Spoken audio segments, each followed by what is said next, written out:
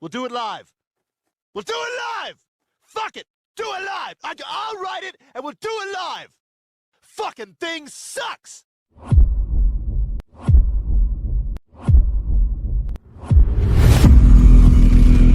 I the only one around here who gives a shit about the rules? Market zero! You think I'm fucking around here? Market zero!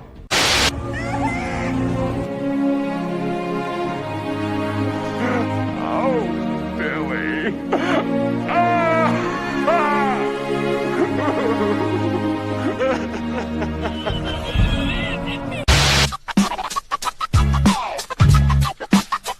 I'm Spain. Spain. Born in a prison, you get dubbed insane. Born in a prison, you can feel like drain.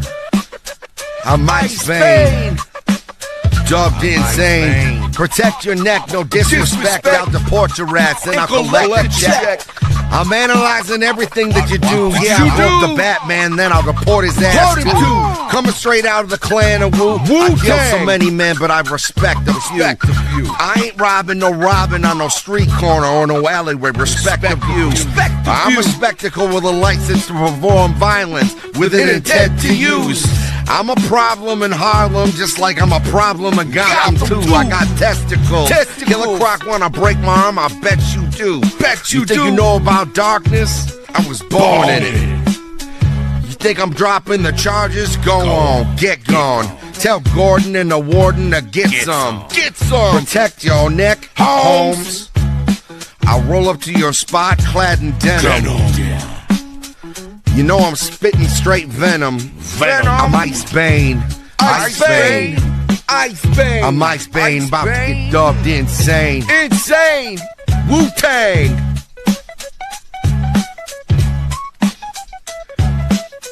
Straight up Gotham, what? You feel me? Gotham Park City, can Road, you feel me? Motherfuckers feel me? Park Road, can you feel me, motherfucker? Santa Prisca, motherfucker, till I die. Ice Bane.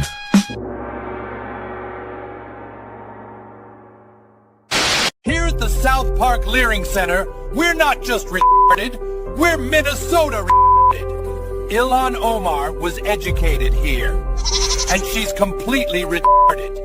And I know this might come as a surprise, but I, myself, am retarded.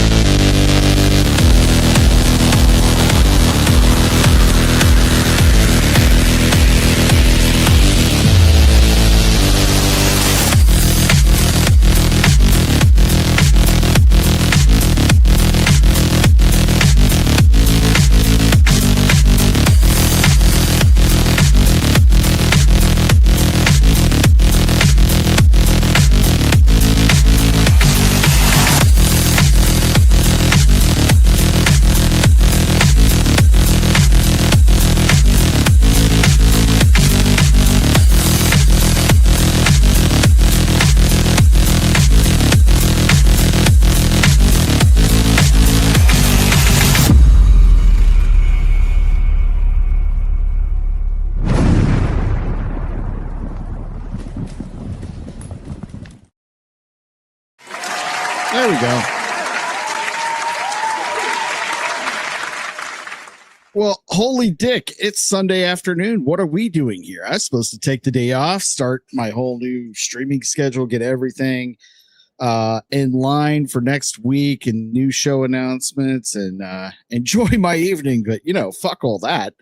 There's a lot going on. So we decided to do a emergency stream here, talk about the kids and what's happening in our schools right now. So I figured that was just too important to sit on. Pulled my faithful co-host in here, Theo Snodgrass. Speaking of too important to sit on, I'm here. Right. What's up, everybody? What's up, everybody? Shout out to the 4%. Right. Ladies, where are you at? But dude, thanks for being here. This is a little short notice.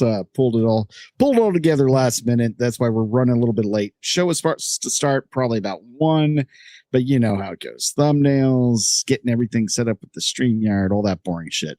But figured we'd go ahead and knock it out because we got a lot of topics to get through just next week alone. And I really wanted to touch on this while it's fresh. But before we do, I do want to make a quick channel announcement because I did notice something after we had 2 really great episodes. Actually, a couple weeks of really good growth. We had the Rogues Gallery with X-Wing, and we saw some big numbers there. We've been having some great shows with the Ironcasts on Tuesdays and Thursdays. And then we got that burger bump last night. So I do want to share something with everybody here real quick before we get on into the depressing news cycle. All right. So we are currently sitting at 975. We're 25 away from 1,000, which will give us the ability to start channel memberships and doing a lot of incentives that way. And I just want to thank everybody who's tuned in over the last few weeks, helping make that happen, and just keep going from there. But just really want to thank everybody who's been here week after week. So this goes out to you. My heart goes out to you. So thanks, everybody. All right, we'll pull that down. Say hi to the chat, and then we'll get right on into it. First one in is DLDX, and I believe I've gotten this before. I think it's a latent gay emoji. I think so. Yeah, I think that is what I think so. Yes. I do appreciate it, though. At least it's an emoji. We got Diana Gordon here. First one in. What is going on? Good to see you as always. Lieutenant Galantina 91. Hello, Iron Oxide. Hello, Galantina. I know how to say that now. I've been educated in the ways of Pokemon. So, still a tourist, but at least I know how to pronounce the word right. Let's see who else we got. We got our faithful secondary producer still on hiatus. Scream Queen Selena, also known as my wife. Hail, everyone. Welcome to the Emergency Ironcast. Please like, share, and subscribe. Awesome. Thank you so much for that. We got the Weasel here. Delays caused by Theo being in the bathroom for 2 hours fixing his hair. Fake news. Fake news. Is it, though? How fake is it? Not your business. All right, we got Vagabond, host of I Swear It's Not Hentai podcast. I believe he has a show later on this evening, so it's always good seeing you here, buddy. Another member of the Rogues Gallery. We've got Jason Clinton here. Hello, everyone. Hello to you as well. Good to see you. And I'm glad everybody likes the Ice Bane song because I fucking love it. Yeah, and it's never going away. It's never going anywhere. We got the Devastator. Howdy, everyone. Howdy yourself, buddy. And that's all we got so far. Sunday's not a big streaming day, for at least not in the afternoon. So I don't expect a huge turnout right away, but we'll say hi to people as they fill in. But again, I just wanted to go ahead and get this talked about. So Theo, as a former student yourself, what was if we go back through your entire public school experience, how would you describe the indoctrination you felt? And when you resisted, what were the consequences? I think it's hard to, it was a lot more subtle when I was going through school. Like so the critical race theory and like the feminism and stuff hadn't seeped in as much. Right. the millennials took over as teachers. So what I learned was that, like, Martin Luther King Jr. died for our sins, and then racism was over forever, and everyone gets along, and that's it. Ta-da. Yeah, you're about 10 years school removed from me. We're about that far apart, and that's kind of how it was for me. It wasn't so over the top. I did realize as I grew up that it was a little left leaning, but it wasn't that obvious. Yeah, I will say the one thing I noticed, kind of, I think in 4th grade was the first time I had a teacher tell me that I lived on, land that had been stolen from Native Americans by white people. Yeah. That was probably the first time I had a teacher say something like that in the classroom. But then also one thing that was a bias throughout school was that the girls always got treated a little bit better than the boys. That was a universal. And that remained constant throughout my entire time in education. And to the point that I don't even think the teachers are aware of it, that those are their biases. That's just how it was, how it works. Yeah. Now that is one thing that is absolute. That was still a problem as far as back as when I went to school. It was definitely tailored for the young girls as opposed to the boys. So yeah. But let's get right into it. I'm going to share a video from an elementary school. And I mean, you could tell by watching the video. This was not something I experienced. Probably not something you experienced. No. And probably not something that if the majority of parents knew it was going on, would be comfortable with. And even if you don't have kids, what I get really sick of is when people start telling people that don't have kids that they have no say in how their tax dollars contribute toward the education system. Bullshit. Yes, we do.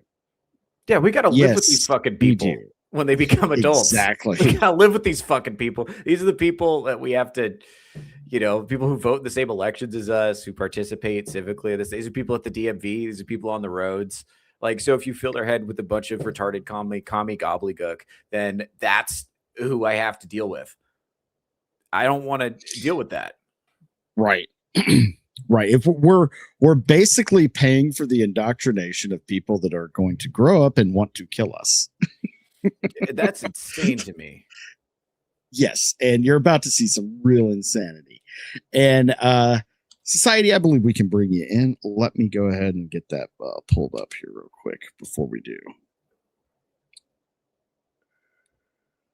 All right. Make sure the volume's up. Again, public elementary school. Choose kindness!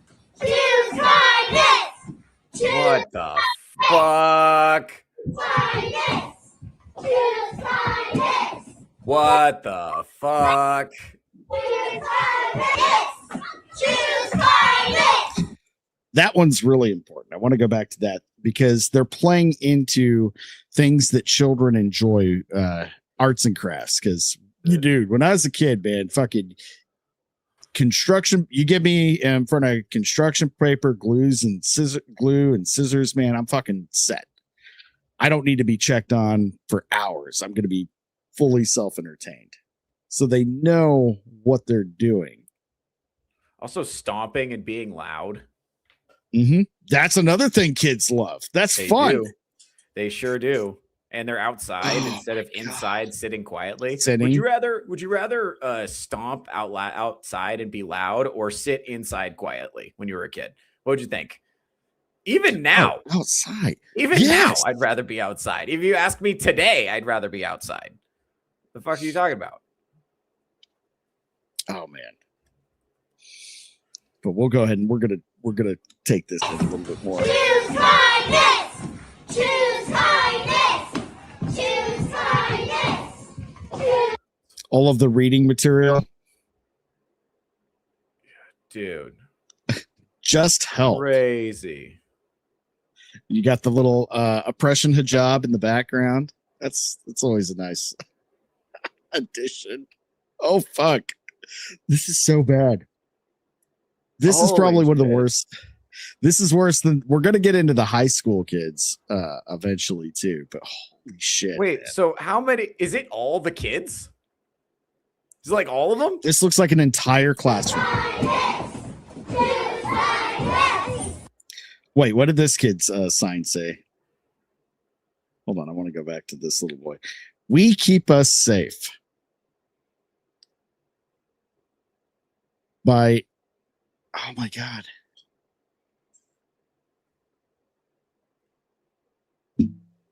If the word indoctrination has ever had any meaning, this is it. Oh, They're being programmed into becoming little revolutionary soldiers. Yeah, this is Weasel making a great point as usual. Political youth program. I feel like I've seen this somewhere before. Yeah, right. No shit. Oh. Dude.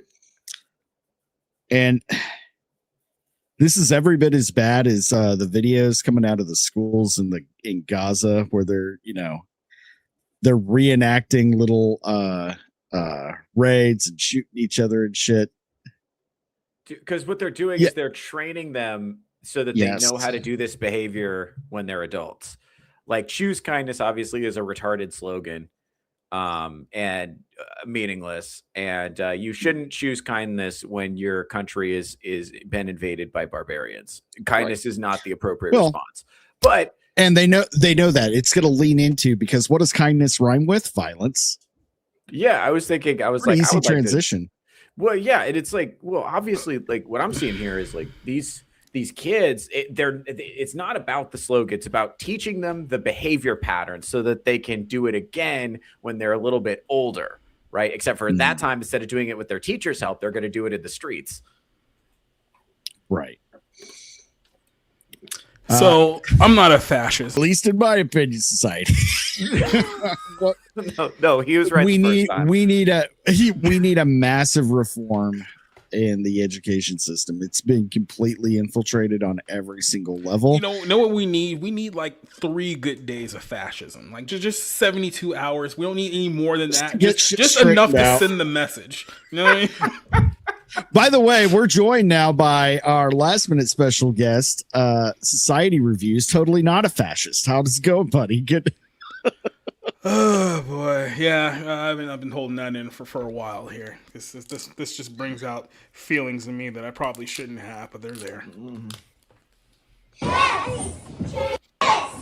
Choose kindness. Choose kindness. It's funny. It even sounds like they're saying choose violence.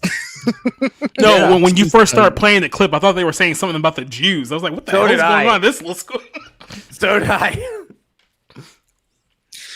Full Metal Nate, for backstory, his nephew was born maybe 6 months ago, maybe a year, so not that long ago. But yeah, he's already thinking one day. Yeah, you never know. If you do have younger family members that are being indoctrinated, it is a hard thing to go through. No, I'm worried about my niece. She's 13 now, and all the retarded TikTok content that she probably sees or whatever on her phone is probably all like feminist gobbledygook, and we know that's what she's getting in the schools. So yeah. Well, I mean, the big problem here, and this is, I mean, to be honest with you, we've been talking about this for like 30 years now, and I'm kind of surprised people only just now figuring this out again. A big problem with the last couple of generations is that we've just essentially given them over to other people with nefarious means, meaning that, because both of the parents have to work and we can't have anyone at home actually filtering what the kids consume, we'll send them out to the schools for 8 hours. I'll just trust that they'll learn their ABCs and their 1, 2, 3s by them, and God knows what else they're instilling in those kids. Then they come home, you actually talk to your kids for like 30 minutes during dinner, and then you go off and send them in front of a television where they're watching television shows and movies and Netflix garbage and all this other gobbledygook, and the next thing you know, 20 years later, she's a little communist revolutionary. You're sitting there like, where did they learn all this stuff from? I never taught them this. Well, it's all part of a plan. So the plan is, for step 1, dissolve the nuclear family and make parents as disconnected with their children as possible by making sure that both parents have to go to work full-time, have full-time incomes to even sustain family home.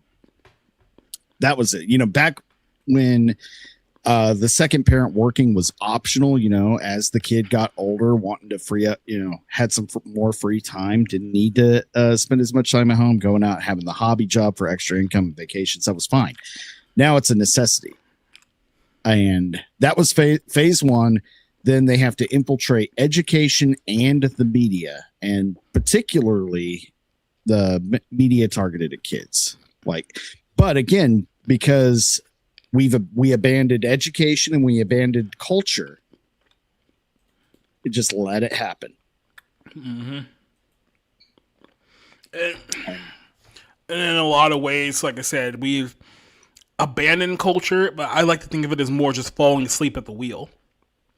Like I said, the way that we, especially with, millennials and to a lot of degree Gen Z, like I said, we're just the generation of, the insert person here will raise my kids for me, and then we just give them over to people who we didn't realize until 10 years ago how completely wookie and insane they are. Exactly, and now we're finding out the hard way that not only are they insane, but they're also molesting your kids. Yeah, and it is a problem at the parents' level because they do both things. Drop the kid off at school, not my problem anymore. The school's taking care of them. They come home, put them in front of the TV, a computer, any form of a screen. Mm-hmm. Don't even pay attention to what's on that screen. As long as they're being quiet, they're not my problem for a few hours because I just worked all day and I'm tired. And that has consequences. It just does. Well, I saw something the other day. So this is what I do. So I'm a street level culture warrior. Like, I just go out and talk to people. That's how I figure out what's going on. I was at the airport. I go to the airport a lot. And so I was at the airport and I saw this lady and she was like staring at her phone and she just looked like dead in the face. She's probably a millennial. She had 2 kids with her and they were just scrapping in the chair next to her, just scrapping with each other. And she's just staring at her phone, just dead in the face. I wonder how many parents are in a situation like that where they're absolutely checked out because of whatever job they have is taking all of their energy. So they're fat because they're not cooking good food. So they're eating garbage food, right? So they're fat. They got no energy. They probably get no sleep because they're all zonked out on caffeine. And they're checked out on their phone every second of the day because they're just like miserable. And they're just cannot wait to drop their kids off at daycare or school or camp or sports or whatever they could do to get that kid the fuck out of the house. Yeah. Because and our families are not connected. But like, I think this is all designed. Yeah, I think it's intentional. It's intentional that because why? Okay, let's be honest. Why do we have women with children that are working like 3-4 jobs so they're so zonked out they can't even raise their children? Why are we doing that? Like, as a society that wants to exist in the future, why would we do something like that? I got a better question. Why are a bunch of liberal women who don't want children on their own suddenly in charge of your children? Like, how do we not think that's not going to... For real. The people in school, like, there's a bunch of white women who are like, I don't want kids. And it's like, I got my tubes tied when I was 18, and I'm mad. Fucking tubes tied. They're on their 19th abortion. They have abortion parties. They got a fucking They're dog moms, cat moms. They're getting the 2-for-1 special. Right. Buy 2, get 1 free. Like, bro, what the fuck are we doing here? Maybe abortion activists are not the right pick for public teachers. Maybe not. You ever think about that? Maybe not. If it didn't take us 30 years to realize what a bunch of retards we were, we'd probably be in a better position than we are right now. Yeah. I know. But the problem is we're dealing with an enemy that knows exactly what they're doing. And the biggest problem is they're patient. Yep. They knew how to play the long game because people were warning us. They will if they don't think of 30 years as a long time. They don't think of 40 years as a long time to get their outcome. Yeah. They don't care if it happens within their lifetime. They're going to do everything they can for the cause, for the future that they envision.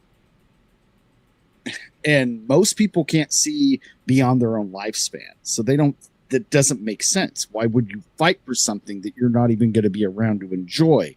if you could call that enjoyment. Yeah, And people don't think of themselves as part you of don't history. understand. No, they don't think of themselves as having an obligation to their ancestors or having an obligation to Right. future generations or being part of like a longer lineage of events. Yes. And people don't think that way. It'd be a lot. I think, well, part of this is our instant gratification society. You've got instant porn, instant food at Uber Eats, instant Amazon. You get weed delivered to your house in most states. Yeah, gambling's on the phone now. So all the shit that would stop you from being a productive citizen is in your pocket now. I'm sorry, that's just going to take out a generation of young men. Like, I'm sorry, like, I believe in human virtue and discipline as much as the next guy, but I'm telling you, if you put instant porn, instant gambling, instant fast food, instant weed on the phone, I'm telling you, that's going to take out like 30% of young men right off rip. I'm sorry, Right. That's just how it is, especially if you take away all their economic opportunities and you make the women terrible. All of those things you just mentioned that are so easily accessible are all so bad. Like, you can argue in moderation those things aren't bad on face value when very, very limited, sure, to a point, but they're also all the most addictive things possible.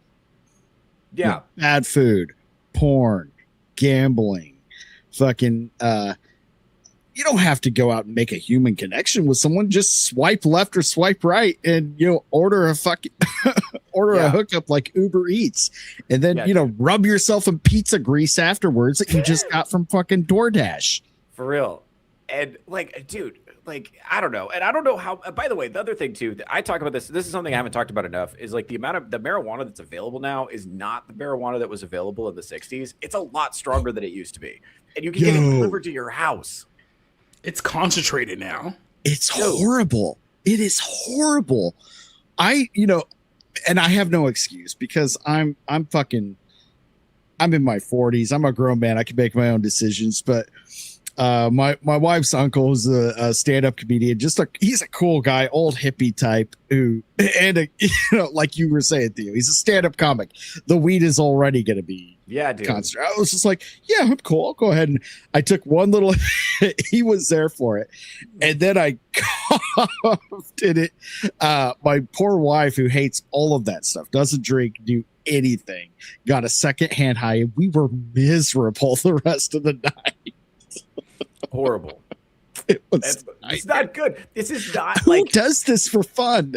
It's the thing. It's like people do it to check out. And what I think is how people think when they made weed legal, they were thinking, oh, this is like what the hippies had. It's like 1 to 3% THC. It's like now the lowest you can get is like 15 to 20%. That's the lowest you can get. And they make it up to like 96%. So like people, I think the idea they had was, oh, this is just like a fun time drug and it's not habit forming and it can't lead to anything bad. And it's like, if it's 3%, then it can't. But if you turn it up a lot and you make it fucking ubiquitous and like super easy to get, and now there's like people have like vapes. It's just concentrated like THC oil in a fucking vape that gets you like fuck. I don't know if you've ever done dabs. Have you ever done dabs? That's a great way to lose an afternoon.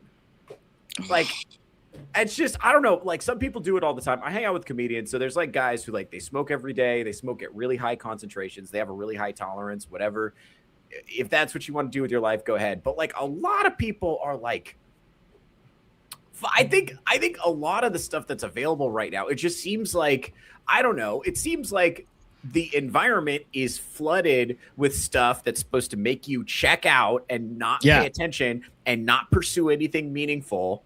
And not, as like, no wonder it's like getting into a good relationship and having children and building a life for yourself. That's all very difficult, but it's very rewarding. But why would I do something difficult if I could get all my rewards on the front end? Yeah. All the dopamine hits possible is right fucking there, dude. Yeah. And I could do it all in like an afternoon.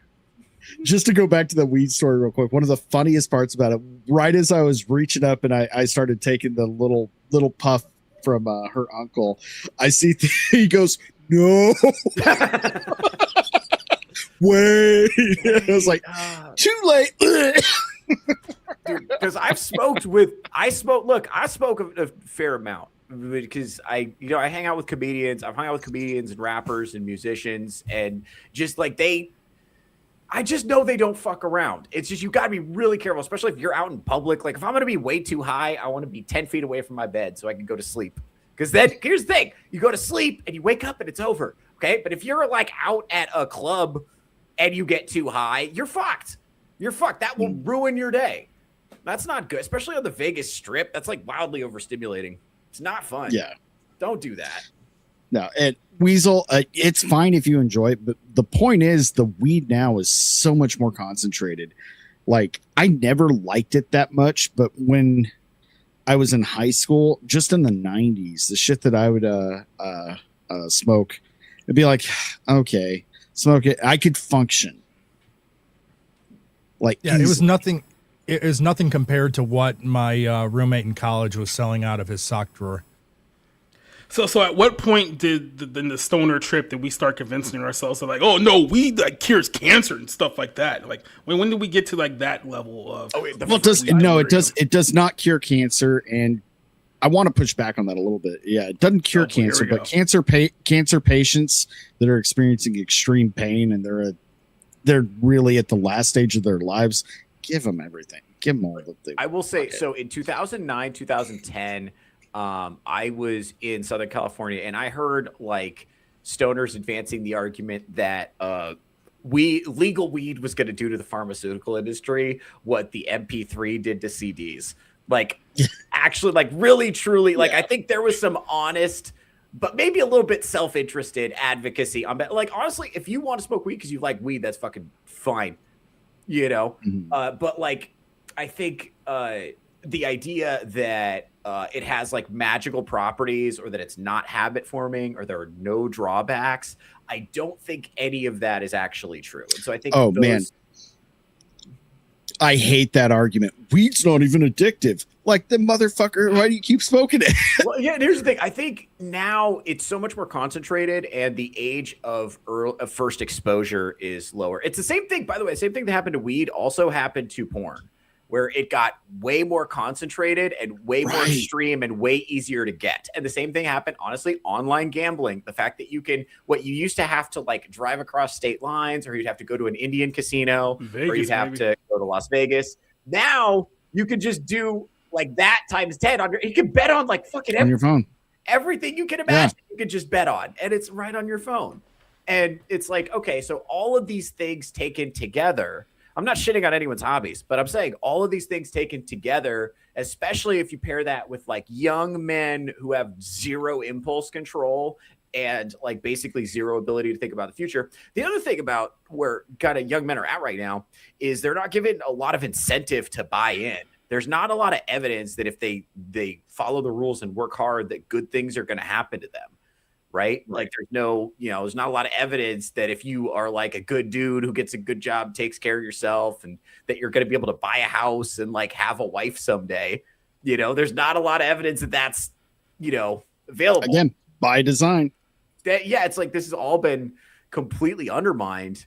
And when I see those kids like marching at like little left, being trained by their millennial teachers to be left-wing revolutionaries, it's like it's crazy because that woman, I'm sure that woman thinks that she's doing a good thing. Like I'm sure she believes that she's like creating a better future for like furries or whatever she cares about, but for the communists. Yeah, but like I look at this and I'm like, you are doing incalculable damage to the fabric of this nation.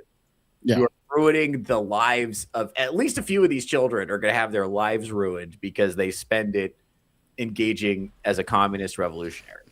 Like because a gay communist revolutionary, which is the worst kind.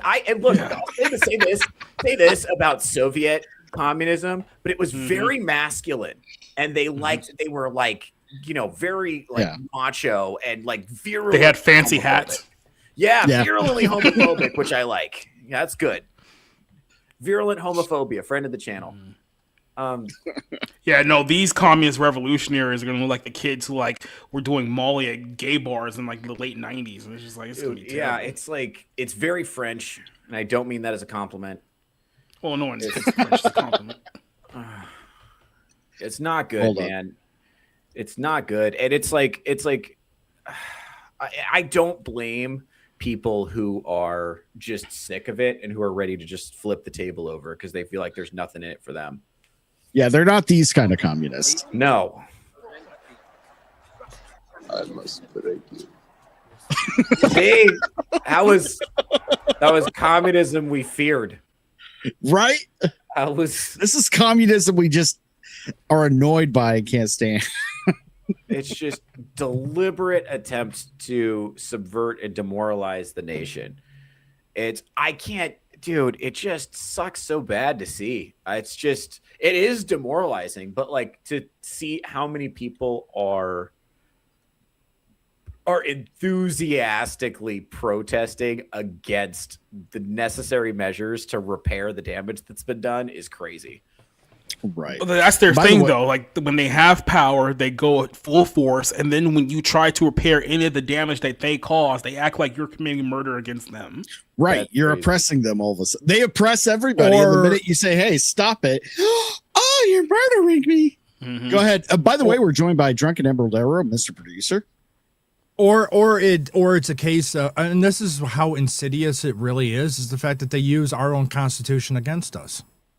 Yes, because and that's by design they too. will sit there and through lawfare. 100%. They use the Constitution and the law to weasel their way in. It's the same way with the quote unquote radical, but the Islamics. They use religious freedom. They use all of the West's laws that they consider weakness against them to gain power. And it's the same thing the communists are doing. And that's why we see that red-green alliance that is, well, that just never ends well for one of the two. Yeah, some people got to learn their lessons the hard way. Yeah. Well, this is kind of why I'm like, we have to look for something beyond liberal democracy, because liberalism has within it the seeds of its own destruction, because liberalism dictates that you must sit there and tolerate it while your enemies, form a resistance against you, because that's their right to freely assemble and talk about whatever they want, even if what they're talking about is how to destroy the society. We can't do anything about that because that would be intolerant. Yeah. We tolerate entities that want to destroy the society and ruin it for everybody. We tolerate their presence. We have no mechanism within liberalism. There's no mechanism to just deal with those people. Nope. No, and there one of the is. biggest problems, they can take away our free speech because it's hate speech, but we can't do anything about their speech. Right, because their argument is tolerance-based, and your argument is intolerant of their intolerance. So that's... This is where I got to push back a little bit. There are mechanisms to actually do fight against it, but unfortunately, there's not enough politicians with any kind of semblance of a backbone to actually use the laws that are in place to squash this. Anything that is in opposition to the Constitution, from even Islam, is a crime. It again, yes, I do agree. There's too many weak men and weak leaders that don't want to look like they're being oppressive to a group and not being nice to a group. And I agree, but it's in the law. This communist push, socialist push is antithetical to the Constitution and therefore is illegal and can be put down. Same with Islam and Sharia. They are opposed and opposition to the Constitution and can be put down. It doesn't matter the protection of the First Amendment as being a religion. It is an open rebellion and in disagreement with and cannot function in a constitution that we currently have. It's the problem is that we're actively under attack, and we operate as if we're not actively under attack. Because if we respond as a nation that is actively under attack, and everyone goes, "Oh my God, fascism! We can't do things like this." But it's like they're literally trying to undermine and destroy this nation. Like in their own words, they will admit this, and then we just kind of sit back, it's like, "Hey, we have to play by the rules here." It's like, no, we don't. Mm-hmm. Well, I've made this analogy before. It's like if you go back to the original Civil War, people on both sides, just regular people, were so detached to it's not really happening. Okay, this is just a little thing that happened. Now it's being squashed. For years, they tried to deny the fact that it actually was taking place. So if we jump forward maybe another 100 years from now, and when they say, when did the Civil War start? It could be probably back in middle of 2016, probably around COVID, be my guess. Yeah, it's bad. It's bad, man. And I'm seeing a lot of leftist content, and even like regular ass leftist content creators are saying, we're in a civil war right now. Here's how you prepare: train with weapons, train your body, do this, do that. You know, go out there and shoot people. And it's like, and then they can't hurt you. Guys, I don't think they're joking when they say that. Like, I think maybe we should pay attention. I don't think they're joking. No. Even if it's like a fundamentally silly thing to say, even if it's not actionable, like, I don't think they're joking.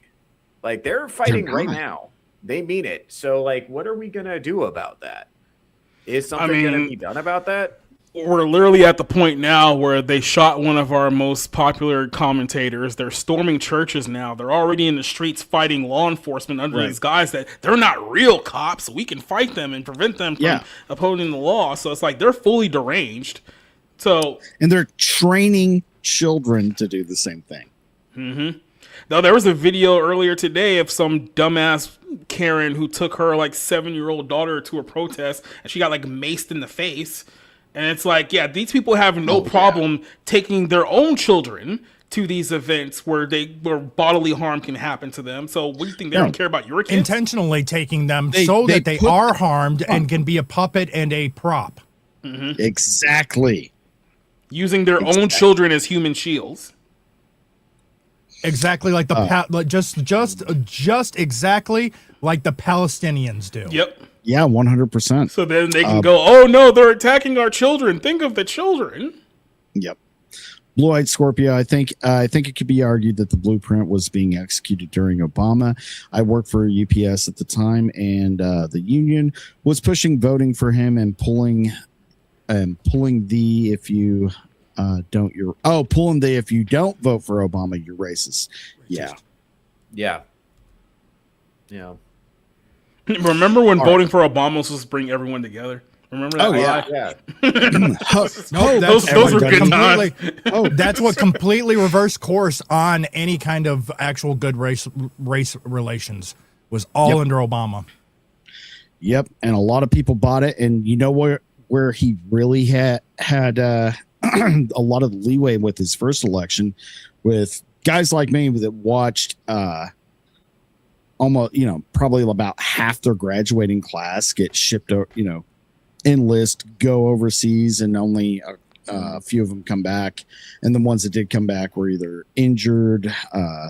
They weren't everything that happened with that. Like, we were so sick of war. Oh, this is the guy, he talks pretty and he's anti-war. Yay. He's way better than Bush. His old. I actually equate him. I equate him in the way of history. So if we look at Afghanistan as, let's say, Vietnam. Yeah. It was LBJ that got us into Vietnam with the fighting forces, the men. He was the one that called them up and put them in there. There's your Bush. Yeah. Obama was Nixon.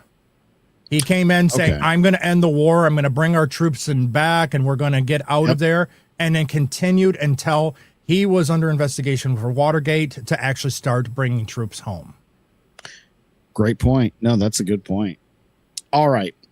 Well, for a little bit of a positive note, there are parents finally waking up to this, seeing what's happening and not putting up with it.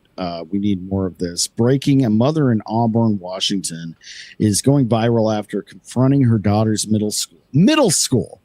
This isn't even high school. This is fucking middle school. Yep. For allowing students to walk out to protest ICE during class and unenrolling her child, with many praising the mom and calling for federal funds to stop going to schools like this. Yeah, Well, what did they just vote on? Like all the promises of defunding or restructuring the Department of Education, and they just fucking like, oh no, no, it was ending the Department of Education. Yeah. And none of that happened. Let's take a look at this video. This is my daughter's middle school. Being allowed to protest ICE agents, disrupting traffic, having everyone home. I'm pulling my child. One thing I did notice, look, they're loading these kids up into this van right here, a big black charter van. Where are they going? Interesting. I believe that is actually technically because the parents have not signed off and allowed the teachers to load them into a van like this, that I believe can be considered kidnapping. Yeah. This is why we're doing this stream today. This should be fucking everywhere. Do you remember back being in school Having to everyone go on home. I'm pulling my child on from a school field trip? today. To go on a field trip, your parents had to sign off and sign a permission slip? Yeah. That's because of that law. Them putting them on, anyone involved in putting those kids on that bus to take them need to be arrested and charged with kidnapping. Right. And I mean, when we have parents that can be charged with truancy for pulling their kids out of school for religious reasons, for being sick, for just any excuse, like I've even heard of stories of family funerals where the kid already had taken a lot of sick days. They get home and the parents are getting charged for that. But these teachers and the school administration can let the kids leave school to go protest a political cause that they agree with. And like we were talking about, the kids will fucking jump at, oh, I get to get out of class. Fucking give me a sign, whatever. I'll go stomp around. I don't give a fuck. Yeah. And yet this is using children as human shields is what it is. It's like it's indoctrination. Out of the mouths shields. of babes. It's like children are retarded. They don't know anything. Why would you listen to them about any subject? If you ask a kid what they want to eat, they're going to be like ice cream and SpaghettiOs. And then if you give them ice cream and SpaghettiOs, they'll be like, oh, this is gross. Why did you give me this? Yeah. Like they're literally retarded. They're retarded. Like, why is it? Because, and I think it's because, I'll be honest, this is definitely driven by women. I'll be honest. Yes. Now the education system, its teachers are 80% female. And I think because women are so retarded, I think they think children are wiser than they are because they're so close to the same level. Yeah. Well, so that and it's the maturity. Children talk and they're like, wow. Well, that and it's also the same group that is pushing the gender ideology that believe that children can pick their own gender. Which is about a boundaryless existence. It's about you can be whatever makes you happy and whatever makes you wild and free and peaceful. And we can reject authority. And we don't have to follow the laws of reality. It can be whatever we want it to be. And don't tell your parents. Yeah, don't tell your parents. They'll just be our secret, which is, by the way, that's literally what predators tell children to don't tell their parents what we're doing behind their backs. Full Metal Nate, verbatim. Real quick, 15 years ago, this kind of thing was unheard of. And if it did happen, a lot more parents would have been wanting to go after the school. Absolutely sick. Yeah, I would say probably about 15 years. That's a fair assumption. All right, Blue-Eyed Scorpio, somehow the school system has done a jiu-jitsu moment and taken all the power from the parent. Yeah, they have. Yeah. So what happened? Like what I see. Do you think what's happening right now? Let me ask you this. Okay. So I'm thinking about that mom I saw in the airport. I know it's not every person in the world, but it is indicative of something you see a lot if you look around. You got parents with children and they're just zonked out on their phones. Do you think most adults right now are just completely zonked out because life is excruciating between work and the price of food and the price of keeping a car on the road and everything? They're just Yes, and it's all part of the plan because you mentioned she was staring at a screen, Theo. Yeah. She may have been looking at like checking her Slacks at work or following up with something. Likely, maybe. But more likely than that is all the other things, social media, all of the other addictive things that they're putting on these phones to make people check out. Oh, I just have a minute. I'm going to, scroll. Hey, we're all guilty of it. How many times is anyone here? I'm going to bed. I have to get up in the morning. I'm just going to scroll until I get tired and fall asleep. And it's 2-3 hours later. Yeah. Yeah. And not only that, but remember the scrolling and the short videos, it's addictive. And that's where the propaganda comes from. That's where they tell you current thing to be upset about. Remember, it was Black Lives Matter, and then it was why can't men play sports with women, and then it was Ukraine, and then it was fucking queers for Palestine. It was, and now it's fucking ICE raids. It's like, hey, why can't we keep all the foreigners in this country? Why can't we just keep the barbarian hordes in this country and ship out, the people who are descended from the people who built the civilization? Just get rid of them and replace it with barbarian hordes. That'll be cool, right? Like, well, and I mentioned this last night, that this is how these people are like literally NPCs, right? They only get outraged by something when the media tells them to be outraged by something. Exactly. So all of these people who for the last several months have all of a sudden been all about everything's a distraction from the Epstein files.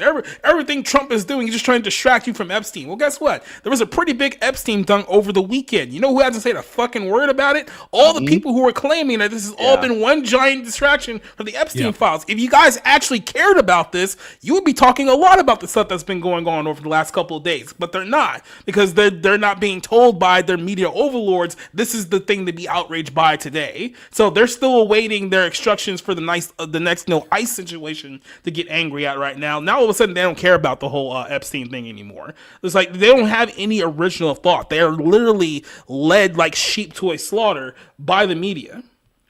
We jokingly call it an NPC download, but it is. That's the NPC download is TikTok brain. Yeah. It is the Instagram brain. It's whatever they is in their feeds that they ingest, and then that is what directs them going forward. So yes, it is completely NPC, and it also, besides just being NPC, it's also main character syndrome. I'm going to be this activist. I'm going to be the one that makes that change. I'm going to be the one that's out there in the front making that change that everyone's going to see me.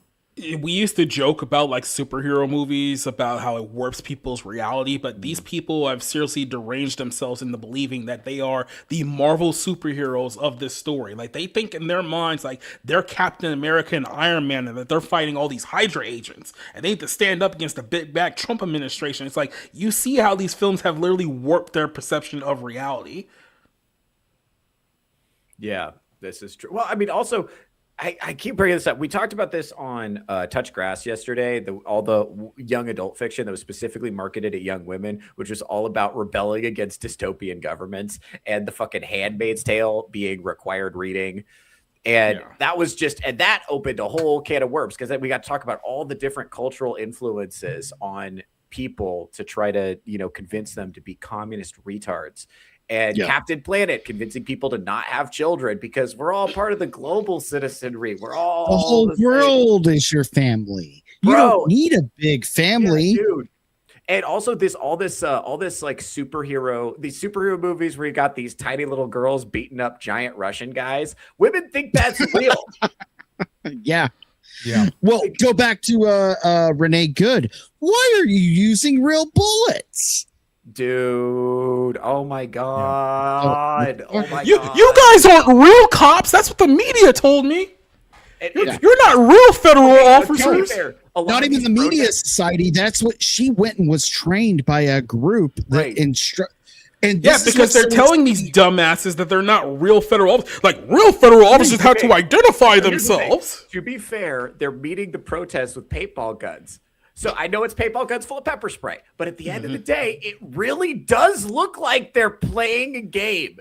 It is gamified, because remember, people, I've been seeing people online being like, hey, where are those like civil rights era hoses and dogs that we had? Yeah, really. Where were those? Do we still have those? Like, can we use those instead of fucking paintball guns? Because I don't think the paintball guns are delivering the message properly. People seem to not understand that they're supposed to cut this shit the fuck out. We need the hoses back. No, and this is where it gets so insidious, man. We see what's happening at these schools, and this is a middle school. Yeah.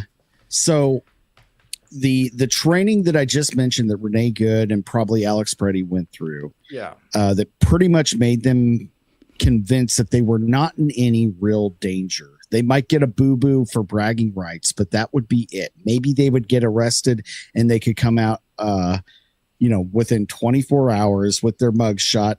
Again, bragging rights. Look at me being a part of the resistance. It's orchestrated. They want their martyrs. They didn't get what they wanted with Renee Good, fat white lesbian. Unfortunately, I am sad that happened. She was somebody's mom. It's terrible, but we know why it happened. Same thing with Alex Preddy, who they had to Photoshop to make more attractive. Jeez. So, sorry, you're not now, pretty enough to be to be a martyr. Right. Now they're using fucking kids. Think about that. Imagine dying for the cause. Imagine dying for the cause and then being told that you're too ugly for women to sympathize with. So we have to make you more attractive. R.I.P. R.I.P. This for bro. This is where it gets really fucking dark, man. They're busing kids to these locations to stand in front of traffic and resist and impede and, put their bodies on the line for illegal criminal immigrants so that they can get their fucking headline. Right now, what they want more than anything is the right martyr, and they're willing to we know they're willing to sacrifice children, and this is exactly what they're doing. They want a kid on the front page and on within the news cycle that gets extremely injured or worse. Yes, that's what the goal with this is. They're putting these kids. You also got to remember too, for the cause. This was a big sticking point several years ago. When I started working at Bounding, I came in when we were talking about the whole Florida, what they were calling at the time the Don't Say Gay bill, which is a complete media creation, by the way. Right. But it was basically parents realizing it's like, oh yeah, I'm going to my kid's school and all this gay and trans shit that's being shoved down their throats. What's up with this? What happened to math and English and social studies and all this other crap you guys are supposed to be teaching them? You're teaching them about how non-binary gender pronouns and what does all this have to do with? Right, and that was the whole fight in Florida for parents to be like, no, don't teach this shit to my kids, keep that crap to yourself. And then you saw the left's reaction to it shows you that in a state like Florida, where it is kind of a microcosm of a much bigger problem, it's like, oh, this is how bad it is in the school. So we really shouldn't be surprised that it's gotten to this point, because we've seen this inside of these schools now for quite some time. It's like, yeah, no, they've been blatantly indoctrinating your children for at least 20-ish years. Blatantly? At least, yeah. I would say 40. They start small. They're patient. Well, I said blatantly for 20 years. You can go back much further. Yeah, they dropped the pebble down and let it get bigger and bigger as it rolled downhill. And now they can be blatant. And to your point about the Don't Say Gay bill and all of that, yeah, that was just about the reading material. But what they're doing nationwide and in other states is they're full on grooming these kids. They make it so they have legal property over the children. They're removing the kids from the households. They're basically kidnapping the kids, grooming them into being trans. And this is not a fucking conspiracy theory. This has been proven fact. There are documented court cases going on today. But let's get to at least one mom is taking action. And this is pretty uplifting. Let's take a look.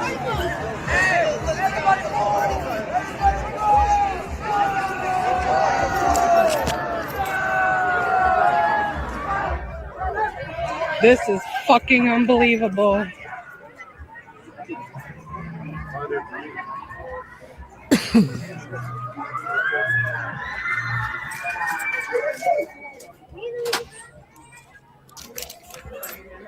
I'm here to pull my child from the school right now. I'm here to pull Remington Oh, that condescending. Perfect. Gates from the school district. Well, one condescending word right now is going to get you a parade full of This is uppercuts. unbelievable. I can't believe my kid is in this environment right now. And what's wild is the state can prosecute parents for not sending their kids to public school. There have been plenty of cases where even when parents have alternative educational sources like homeschool or keep in mind this is small private schools. Go ahead. I was going to say, and keep in mind this is in the People's Republic of Washington State. Yeah. Yeah. It's really honestly, dude, this hurts my heart because this is my home. I'm not surprised. Well, I'm from Southern California, so you can imagine. Oh yeah, dude. you guys are from the worst of the worst, unfortunately. Oh, jeez. Yeah. The epicenters of this bullshit. Now, Nevada is they want to try and say we're a blue state. No, we're a blue city with Las Vegas, and that is fucking up for debate. There is a lot of shenanigans going on in Vegas. There's a lot of it. I have not met a active leftist in the wild in Vegas. Yeah, I will say. I think I told the story real quick that I see this truck going around with Trump flags and shit and like the thin blue line and all this like I think it even had like a gun rack and shit. Big ass truck. I expected some fucking, salt of the earth white redneck to get out, and it was a dude that looks almost identical to society but with more hair. He is the coolest. I was like, wow. Yeah. But that's more common in Vegas. So but we are considered basically mini SoCal. And now that we're getting a flood of people moving for the jobs in Vegas from Southern California, but they're going to vote blue. They're going to vote blue no matter what. And they're going to destroy the city even more than it's already destroying itself. Yeah, people from my state tend to ruin whatever state they move to next. So yeah, it's just the way that it is. From Texas to Arizona to Georgia, it's like it never gets better. Once California's like, oh, we should move here. Yeah, and we'll change things for the better, even though you left things because you destroyed. I don't have a problem if people want to move from a different state because it's gone to shit. But my restriction is that if you move states, you cannot vote in local. You can't vote in anything local for 10 years. Yeah, that's federal is different.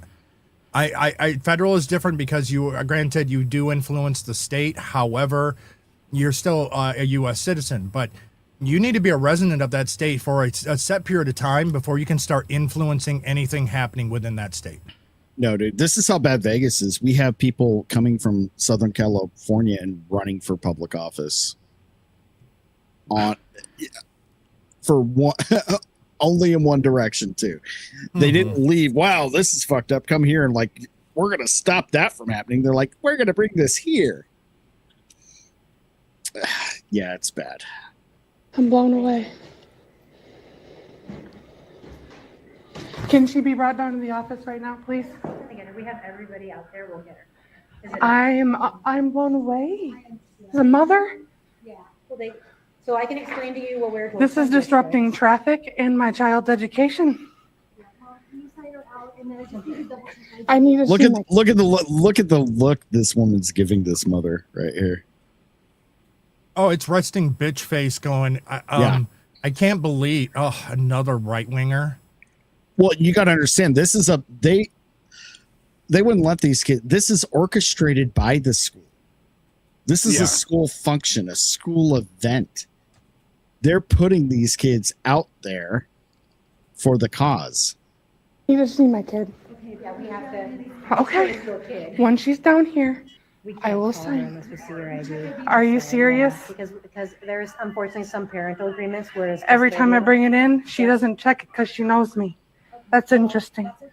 I just want to make sure Erica. We'll get it for you. We're just erring on the side of caution on this one. Yeah. Oh, yeah. On the side of caution, they're so concerned with children's safety.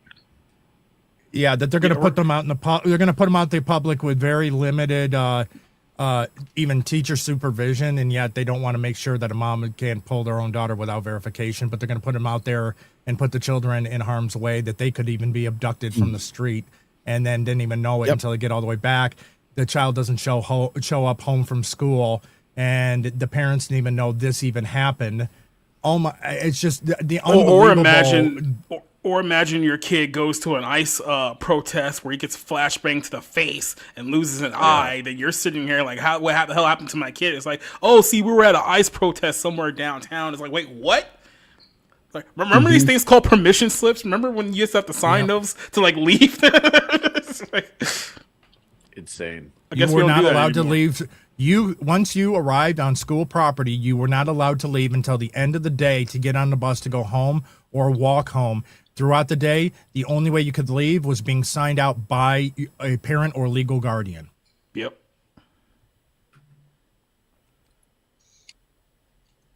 All right, but apparently that's not how the rules work anymore. What about the other side? What about my family? Yeah, I don't have it pulled up, but there was one school where the same school where a kid was sent home and suspended for wearing a Freedom t-shirt, similar to Charlie Kirk's. A young girl came in with "fuck ICE" on her face and was celebrated. I believe this was in Washington State as well. Oh, I wouldn't. It would not shock me in any kind of way. Yeah, I'd have to look it up to confirm, but I do know it was the same school. I'm pretty sure the state was Washington. I understand. This is amazing. As I walked up, I was getting booed by every single student. By the way, I'm making that known. Because I didn't honk, I pulled up to make sure everyone was okay. Absolutely not. My God, what, they bring in a fucking bouncer? What the fuck? I bet anything that's the Washington public school equivalent of a resource officer. Yep. Something told me he also probably has a record too, but that's a whole other conversation. Yeah, you know, Emerald, you said these kids could easily be abducted and not even know it. Somebody could pull up and say, "Hey, there's another protest over here. I'm from the school. I'm going to take you there." I didn't even think of that. This is like a fucking a PDF file buffet right on because again, these are middle school kids being served up by this school. Yep.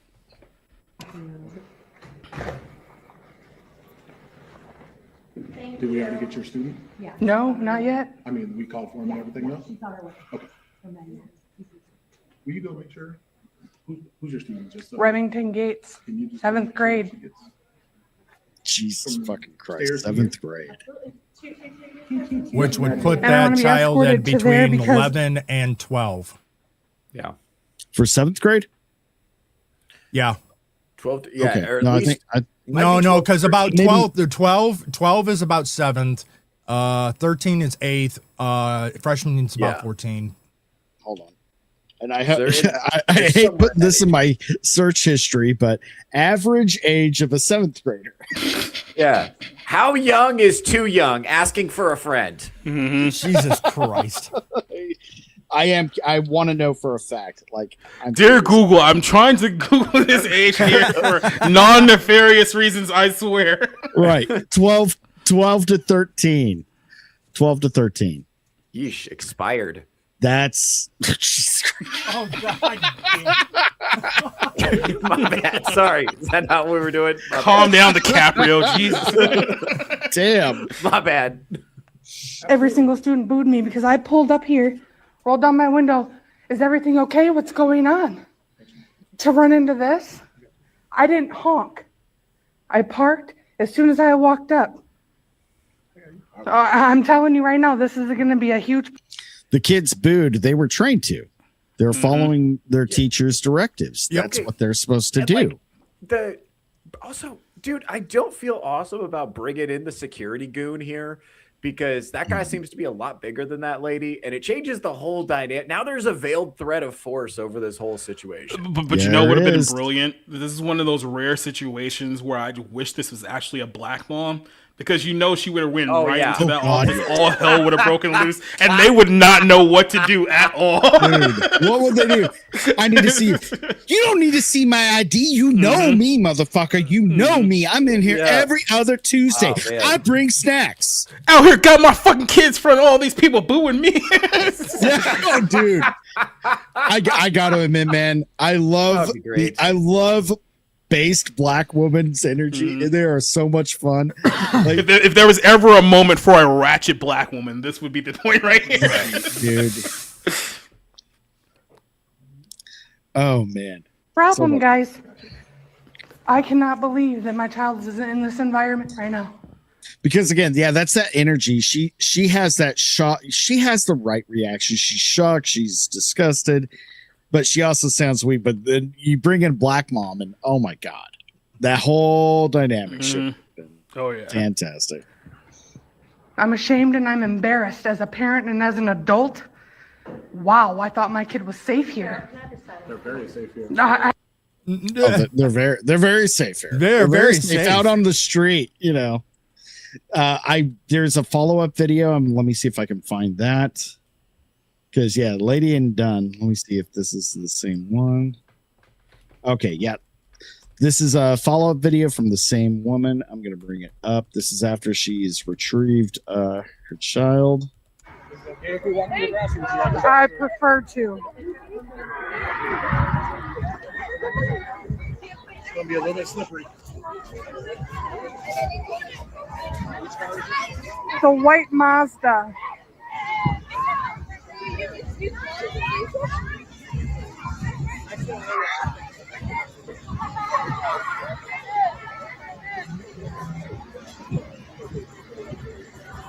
That still has me. I want to know more about this shit. Because where were they in the last video what's going on? We saw kids getting into this very I bet anything that you want to know what? I bet they see the camera out. So they stop doing it until she leaves, and then they'll reload. Yeah. Okay, just to offer some kind of pushback. Let's say, is there any chance this is some kind of normal school bus, and we just haven't seen it before? How many schools have you seen with a fully black tinted window shuttle bus? I've never seen that. I've never seen that ever in my life. I've only ever seen the school bus colored school buses. Is there? I don't know. It could be a bat sauce short bus. That may be. Is there any chance that this is some kind of? I don't know. Is there any legitimate reason that you would put? That's what I think we need to know. We need to know what the fuck this bus is. I'm trying to figure out what's going on. Because look, I understand there are things that happen where you put children on buses and take them to other locations. That does happen sometimes. Like they go to museums, they go to plays, they go to the park. But they still use a normal school buses. Yeah, every time a bus transporting kids is going to have certain markings for safety reasons. They're not going to have fully tinted windows, pitch black and tinted windows, and whatever the fuck these two guys are standing there. And we saw kids getting in, not getting out. So it wasn't like this is the bus bringing back the special needs kids from one track to the other. It does not appear that way. We don't know 100% what it is. I'm just saying it looks fucking nefarious. Is there any chance that this could be to take kids to some kind of sporting event? No. Well, here's the thing. That would be school buses. Every situation I'm thinking of would probably be school buses. At least from, I haven't been in school in a while, and I don't have any kids, so maybe they've got different buses now. But like that does look super weird. Yeah, that's my thought. It looks like buses are being taken to a location to go protest away from the school, put the kids in another protest. That's my guess. Can't say for sure, but with what's going on, why would it not be an unreasonable assumption? We need to know what that bus is. It kind of looks like what's happening. So. Yeah, and look at these. Okay. Here's my theory, and I think Theo, you might be a little bit right. Still, even with that, because of the amount of students, there's more seating that's on a regular yellow school bus. However, because they're doing something the school district knows is going to get backlash, knows what they're doing is potentially illegal. Yep. They called in different transportation that doesn't have markings. So when the students show up at that location, there's no markings of the transportation that's being used with clear visual this school district. Yeah, there's something's going on. We need to know what that is. And man, there needs to be so many consequences for this shit.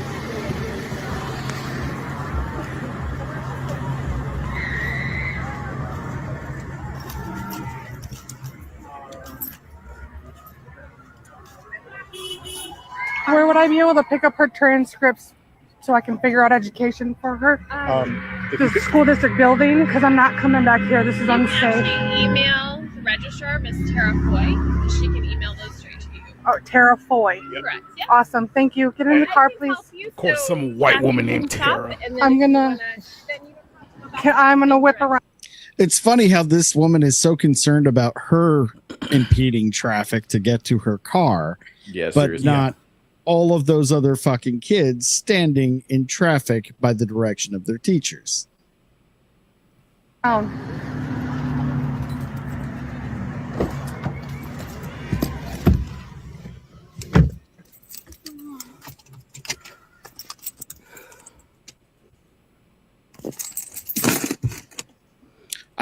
haven't seen this far, but I hope we get to hear the kids' reaction. It's probably, Mom, what are you doing? I have a feeling. Well, all my friends are at that school. Yeah. Mr. Scott Awesome, can we somehow contact a concerned citizen or someone in the district to get some more info or do some research? I would love to. They're protesting ICE agents. They're allowing kids to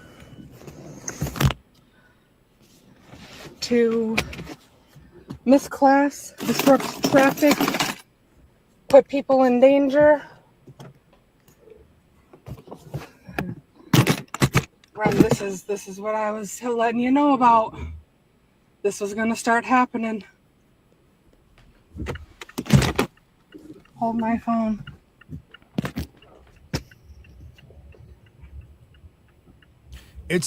I'm wondering, could you pause it real quick? Yeah. I'm wondering if the mother had warned and just said, hey, if something like this ever occurs or they start doing these things, let me know. And I wouldn't be surprised if of her daughter called her over this. And that's why she showed up. Yeah, I think so too. And what's wild is because it's in most states pretty much illegal to take away a kid's cell phone even during school, even if they're using it like they're sitting there playing Candy Crush or some bullshit at their desk and not paying attention. The teachers are not allowed to, in most cases, allowed to take the phones away. So the kids have to have their phones at all time because it's a direct line to their parents. Which is wild because I went to school in the 90s and I had a beeper. That's how old I am. And you weren't allowed to bring that shit to school. But in this case, the crazy rules actually worked in the favor of the parent. This is so dangerous. So dangerous. Remington, you cannot be mad at mommy for what's happening now. This is not my fault, but you're not safe here no more. You can get a hold of Alex when school's over. We can pick her up. She can still come over and hang out. Cool with it. But we need to find a... I disagree. You have to monitor your kids' friendships too. If you have, if that kid is fully fucking programmed, sorry. She may have to move to a whole different state or town or something. Because this is just phase one of the plan. Phase 2, I really suspect, and I keep going back to that van, that they're going to start moving these kids into even more dangerous situations as the days go on, and they keep doing this so that they can get the outcome that they want for the. Well, you also got to look at it from this perspective. If one of these kids at these protests were to get seriously injured and or die, that's perfect cannon fodder for them, because then they can just use that as more motivation against ICE or more narrative. That's what I mean, dude. That's 100% what they want. That's what they want to happen. They already put adults in danger and got a couple of them taken out, but they didn't get the result they wanted because they weren't the right kind of martyrs. So what's a better martyr? Oh my God, a kid. Different. Again, using children as shields. School. Yep. I cannot believe what I just drove into. Yeah, they're not using them as shields to like, oh, you can't hurt us. We have kids. You're not going to do anything now. Do what we want. No. They want the kids to get hurt. That's the outcome. Yeah, they were talking about a walkout, but I was like, I don't know what that is. I didn't know it was going to be this bad. It's not a walkout. It's a straight up ICE protest right in front of your school. When I pulled up, I rolled down my window to the big African guy with the vest on right in front of the crowd. I rolled down my window. I said, is everyone okay? Okay, I'm sorry. I had to laugh. Oh, it's called a dashiki. Thank you very much. What was he standing there like with a, you're like, you move along. That's crazy. Going on? Just say the big black guy. Come on. Protest. I said, is my child out here? He said, I don't know. I said, okay. And I parked and I came in and I said, I'm pulling my child from the school district right now. I started recording live. As I was walking up to the building, because I didn't honk, someone in the crowd saw me walking back up and got everyone's attention, and they all started screaming at me. Just me. It's because clearly you're an ICE agent. And if you want to be mad at me, it's okay, babe. Well, no, that's part of the training right now, even with the adults, is go after anyone that is not part of the protest. Like a few nights ago, Emerald, you remember we were watching that video of that same bearded guy that was involved in the church with Don Lemon, and he was following just some dude walking down the street. Are you an ICE agent? You better say fuck ICE. Say fuck ICE, you fucking pussy. Fuck you and your butt. Like, just hounding the guy. Probably got off his fucking shift or on his way to one. Yeah. He's just like, what are you that happened during the English? No, if you're not with us, again, this is part of the left too. To do these, and they are acts of terrorism, hoping that eventually one of them harassing an individual like this starts to feel so threatened, they turn around with a gun in hand and shoot them. Yeah, then they can be the martyr. Yep. That's. Well, I want to bring this up because this is relevant here as well. During the English Civil War, a lot of people did not want to fight. Most people were not that passionate about it, but like 3% of the population was like really passionate. And what they would do is they would just go around and like threaten you. And it's like, you either fight with us or we'll kick your ass right now. And most people were like, all right. And then you're in a war now. Yeah. Because you're like, okay, well, shit, I guess if I'm going to get killed right now, I might as well fight. And like people, like you could actually like, even people who are not that passionate about the cause, you can like scare them into participating. And I think that's, it's just a lot more socially safe right now. Forced conformity. Yeah. Exactly. I hate using this as a reference, but again, that's exactly it, because it sounds so leftist to say this, but this is the exact tactic the Nazis used to get everyone to conform and salute when you didn't salute, you were immediately disappeared, you were arrested, and you were taken away. I don't feel bad about that because obey or suffer the consequences of hard labor, just confinement, or potentially death. Yeah, I don't have a problem with saying that because they are completely adopting Nazi brown shirt tactics Yeah. And, the Nazis were basically just a different version of left, just a, they were still socialists. So, well, just even with the left and their talking points, calling, let's say, ICE the Trump's brown shirts, that in itself already is misleading, because those weren't, the brown shirts were essentially just renegades in themselves. Right. No, they're the brown shirts.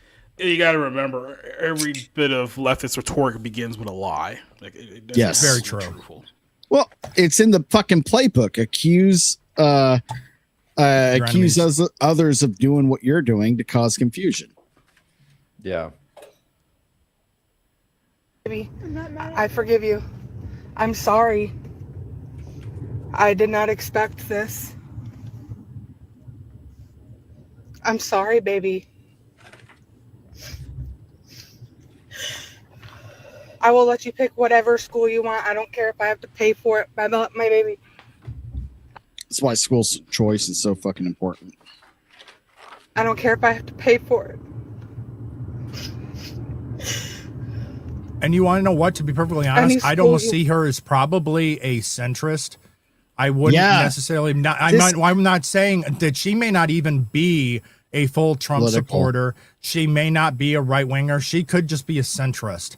And it's just the whole point. She understands the law when it comes to ICE, and maybe doesn't fully have a problem with what ICE is doing, just carrying out the law. But the fact of the matter is that she stepped up and removed her child from that threat of being essentially a potential victim of the school, and a pawn. Thank you. Good point. Good word. A pawn of the left. And she may be a Democrat. She may actually even be a Democrat. That's what I'm saying, dude. Yeah. She's a little overweight. She's got a fucking dolphin tattoo on her neck. She might either be centrist. She might even be very sympathetic to the immigrant cause. But she's putting her child's safety above all the ideology that should not be taking place in the fucking school. Mm-hmm. So good on her, no matter what her political ideology is. And unfortunately, any left wing sees this, they're immediately going to call her a MAGA. They're going to go after her for full force. It does not matter. She could have a Bernie t-shirt collecting dust in the closet.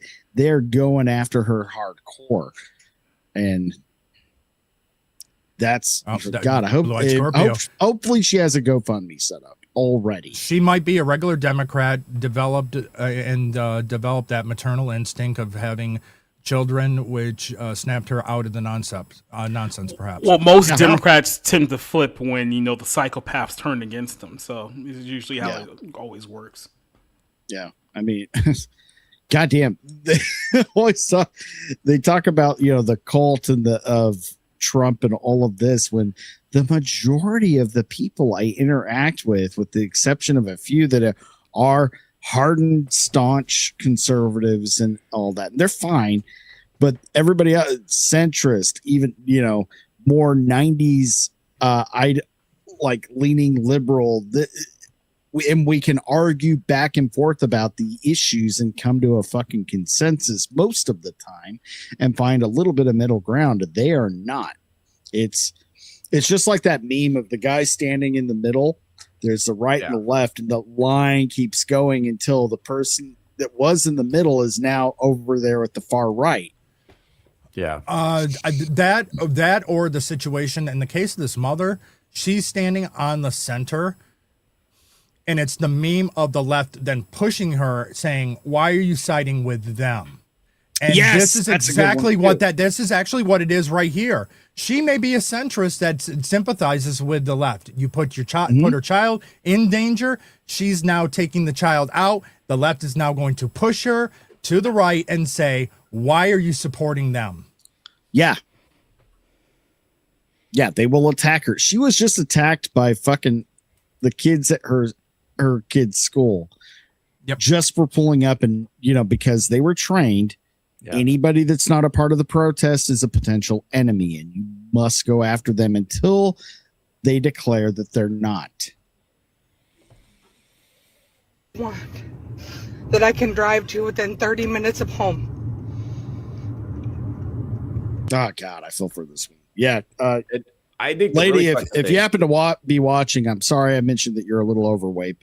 It happens. I know you probably have a hard life. I'm no gem myself, but go set up a GoFundMe immediately to get your kid in a better school. I think it's like, I don't know if there's a school you can go to get away from this.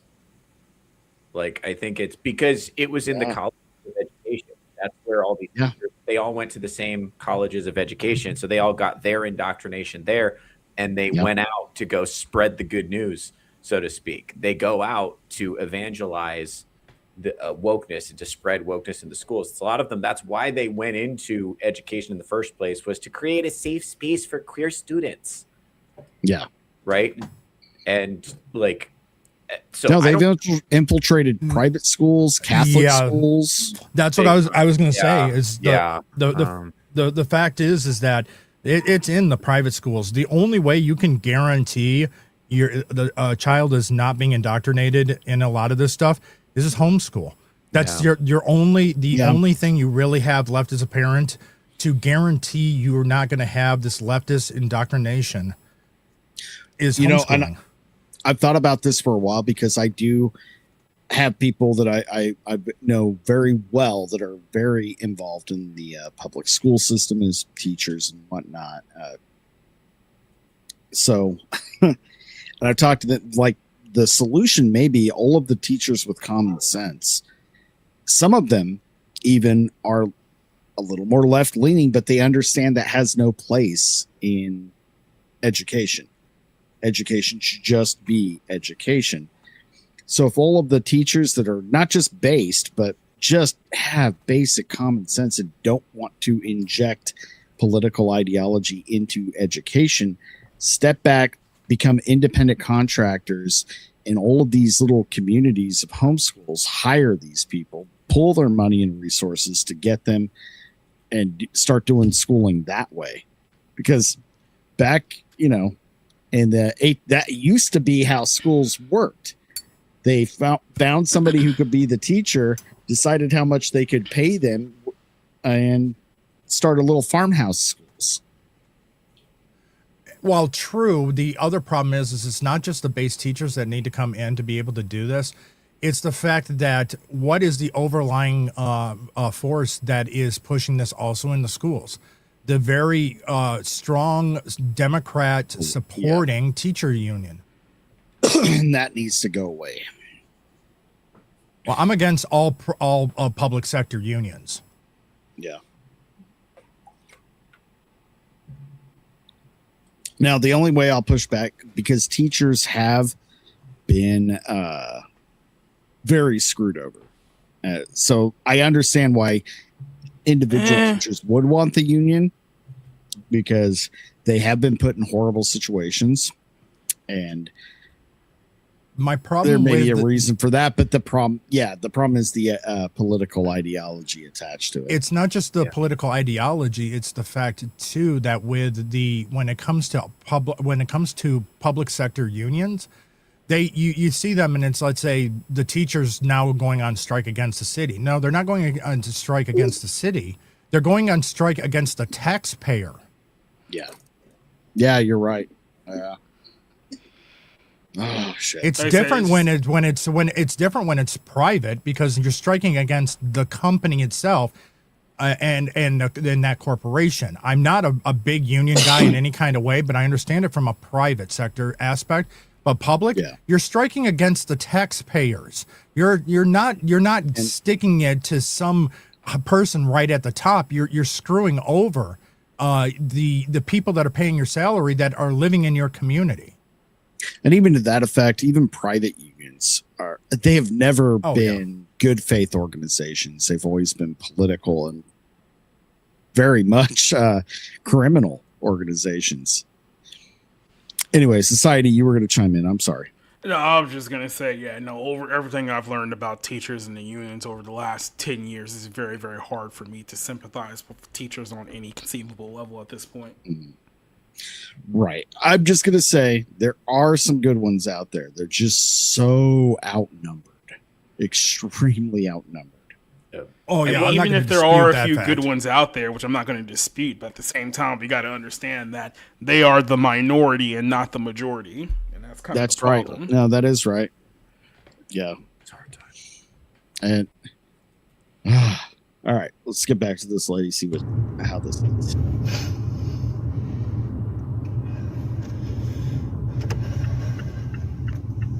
This is really hard to watch.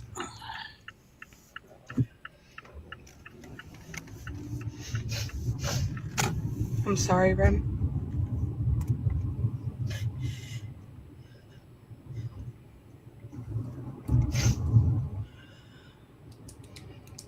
I'm normally very, very opinionated and cynical when people videotape themselves crying, but I do have a feeling this lady's just trying to get this, documented. I think this is one of the rare circumstances where it's it doesn't look like she glammed up. It doesn't look like she glammed up her makeup and outfit before she turned the camera on. Right. It looks like, right. You know what I mean? Like, is this not? It's not like the nurses setting up a tripod in the empty hospital to go and cry on cue. Yeah. While they have perfect hair and makeup at the same time. Yeah.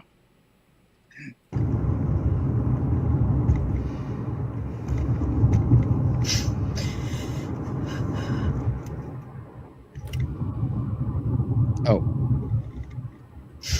Thank you, Slim. I have it ready. Okay, thank you.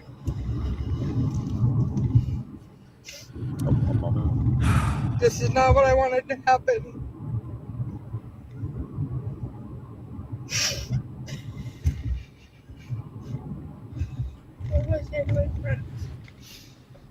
Yep, there we are.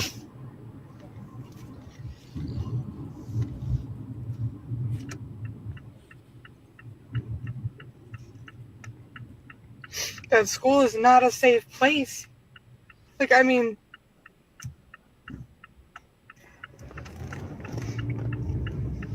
it's unbelievable that just happened.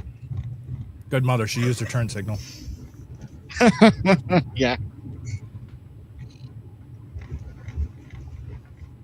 Again, the school is so lucky that they got this woman who's just emotionally upset, as opposed to, like we were talking about, if it was a black mother that was just had enough, or some fucking, some really irritable dad. Like some big old Billy Bob motherfucker. Like, what the? Mm-hmm. He would have already had a problem once the kids started screaming at him. They got her and they got lucky.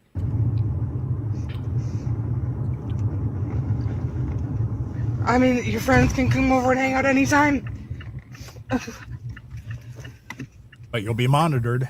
And what it's nothing against your friends.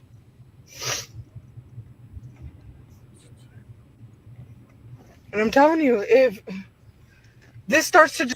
That's the problem. The friends could turn the kid against the mom in a heartbeat.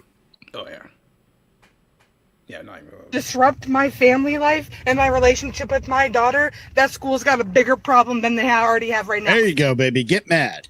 So Get if mad, I start mama. getting shit that's going on, I'm on live. I've been on live since Yeah, she should have had that energy when she went in the office. Fuck yeah. Like I said, she should have channeled her inner black woman, and it would have been right much different. Don't make me break my foot off in your ass. Yeah, that would have been glorious. So, from fellow producer, your wife, Selena, she has shared a few things. But that's not right. There we go. So this is a Montessori school, which is, again, in the private school range. Shocking video out of Portland, Oregon, shows teachers at a Portland Montessori school leading children, some no older than 5 or 6, in an anti-ICE protest, speaking mass calls to remove their license to the school may have. And then here's the teachers off to the side. Enlarged. Can you enlarge that, please? Yep. First of all, you can't call it shocking. It is Portland. So. Yeah, I'm not. God surprised at all. damn it. What I'm is not that? surprised at all. What a oh my god! all That of is them. exactly what I would expect to happen from these 6 individuals here. Like if you put them on a team together, like this is exactly what I'd expect to happen out of those 6. Yeah, I'm pretty sure Brendan down at the bottom used to be Brenda. Yeah. Yeah, I wouldn't be surprised if all of these teachers were gender goblins. Yeah, at least I can 99% confirm on face value at least 2 of them. 2 of them are non-binary. 1 is trans. Yeah. 1 is clearly gay, and I think at least 2 of them are just ugly. I don't know, Gina there, she definitely is putting off some kind of. I'm kind of seeing maybe an Adam's apple. That's like a I guarantee you that's the only actual woman in this whole group. Oh, really? Yeah, that is just what women look like in Portland. I'll be honest with you. This is pretty typical. I was going to say the only 2 that look like actual women would be Haley and non-binary Charlie down at the bottom. Then we got coming Andy, Brenda, formerly known as the artist formerly known as Brenda, currently Brendan, and then whatever the fuck, what I can't even read that. Kane. Oh my god, he calls himself Kane. Yeah, that's subtle. Yeah, you notice a lot of them call themselves like Cain and Lilith. That's what I keep seeing. Yeah. Lilith. Yeah. Shout out to people who know Christian mythology. Lilith. Yes. Yeah, it's almost like they're just telling you they're enemies of Christ. Yeah, they can't help but tell on themselves, can they? They can't. It's like the demons that control them are just pushing him in that direction. It's weird, right? Oh man. Fucking god.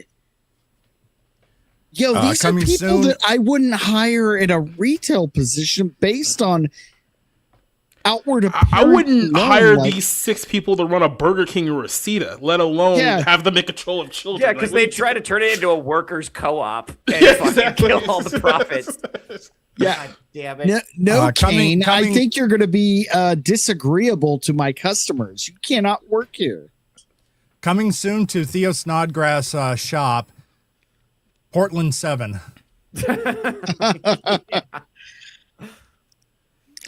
So if you can tell just from the job titles, the real problem here is Brendan, because that's your director of admissions right there. Yes. Right. And Brendan, honestly, Kane on the nose with the name, the hair, and everything else. But Brendan, who's clearly used to be a woman, that's the biggest threat there.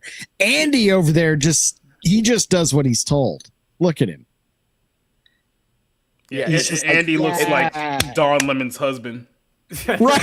or an individual that definitely needs his computer searched. God damn. Haley, you can tell her body count's over 100. Yep. Haley used to dress a lot differently in college. You know what I'm saying? Yeah. Haley got to about 35 before she gave up on men.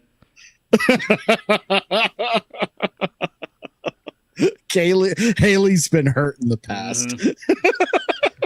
Charlie comes from a very broken Catholic family. You can tell that much. Emerald, was there anything else, dear I'll get the other producer Selena sent? All right, we'll get that one up here in a moment. Wow. Fuck. And then Blue-eyed Scorpio, real quick, while you're doing that. That's fucking terrifying. None of them look mentally stable in the slightest. No, of course not. Theo, are you doing okay? You look like you're about to just fucking. Dude, it used to be like a normal thing that if somebody was like a pervert and had a weird sex fetish and was like mentally unstable, you knew, hey, this person shouldn't be around children. But instead, we let 6 of them start a school. It's because we've spent the last 20 years gaslighting and manipulating everyone and thinking that ideology and mindset is normal, that they're no different from the rest of us. I take offense to that. I have never normalized that. So this purple hair goblin tries to embarrass a guy at her school by making fun of him for wearing a Charlie Kirk Freedom sweatshirt and blasted on TikTok. Kudos to the young man for standing his conviction.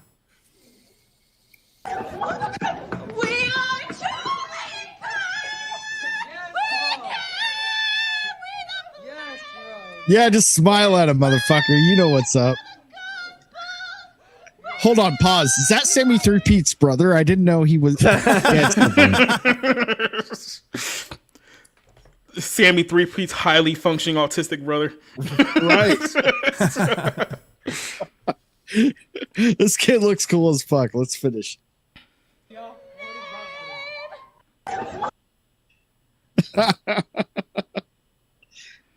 that woman looks emotionally stable, doesn't he? He looks emotionally stable. She does not. She does not. No, she's going to be part of the hates men, but is also tossed around like a fucking frisbee. Yeah. Yeah. Now I got another one before we go back. Where is it? Here we go. Child sacrifice in full display. Oof. Yep. This one's a rough watch.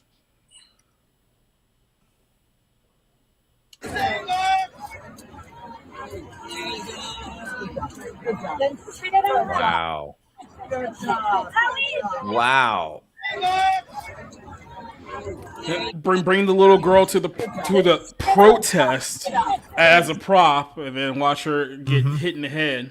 Yeah, that's a big old goose egg right there. Yeah, she's got a goose egg there, and she is suffering the effects of pepper spray, which, as someone who has suffered the effects of pepper spray, is not fun. Yeah, I've been pepper I can only sprayed on imagine numerous having occasions. to deal with that. Yeah, same. Probably for different reasons. My brother one time. My brother one time like flashed out like pepper spray in the house like accidentally, and then he tried to like walk away like he didn't do it, and like for the next 10 minutes everyone in the house was just gagging because it was spreading around the house. See, there's nothing like a little bit of a reaction to tear gas. This goes for anyone that's been in the military. So you have a confidence course, if you will, a confidence event when it's dealing with gas masks, where you go into a room and they drop some tear gas and you're wearing that mask, and you take that mask off and you've got to talk in taking in tear gas. Yeah. Yeah. That's a lot of fun. My brother was in the Marines. He had to go through deal with all of that shit. He said it was and you have to learn how to clear it as well. But you had to take it off, state your name, your serial number, which is your social security number and stuff like that. Some of the branches is then you put the mask back on and you've got to clear it. Yeah. So that you're back to where and being able to breathe again. Yeah, he said it was awful, but they all had a great party afterwards. Oh yeah, it's a lot of fun. But this is what, like, this image right here is great because this is what the left is going to use. So look at how bad ICE is. Look at this. Look at what they did to this poor little girl. And anybody with any fucking common sense knows, why was she there? Mom, and I'm going to say mom. It's got to be the mom. Put her out there for this. We were talking about the other night. There was another video. In fact, I'm going to try to find it in between here, where a woman is putting her child in a little front carry case thing to go out in Minneapolis during the winter just a couple weeks ago during the ice storm and protest ICE, because her white baby is no more important than those immigrants. Is she though? Is she really? What is going on? I thought, okay, look, this little girl here, she's surrounded by women, right? I thought women were supposed to be all about protecting the safety of children, right? So why are we letting the child get fucking pepper sprayed for the sake of grown immigrants? Why are we doing this? Maybe back in 1984. Immigrants. Yeah. Oh my God. I didn't even look at this bitch. Baby. Right there. Yep. Woman. Guys, what are we doing here? I'm all for charging these women with child abuse. If you bring a child to a protest that potentially could become riotous, it's automatically and let's be honest, they're riots. They're not protests. I know. Riots. They're just riots waiting to happen. No, well, they've they keep changing the definition of a protest. A protest used to be, this or that. Though, I don't think even that's the case, because go back in history, a lot of these protests were orchestrated riots by people that weren't even affected by the cause that they are rioting against. But they keep fucking moving the goalfield publicly. Like, protests can be burning things down. Protests can be standing in front of streets. Who says protests have to be nice and neat? No, protests are, sometimes these cars have to be destroyed to wake people up to the cause. Sometimes you have to block traffic. Rioting is simply the voice of the unheard. Yep. God damn it. Oh, that's so fucking hard to look at.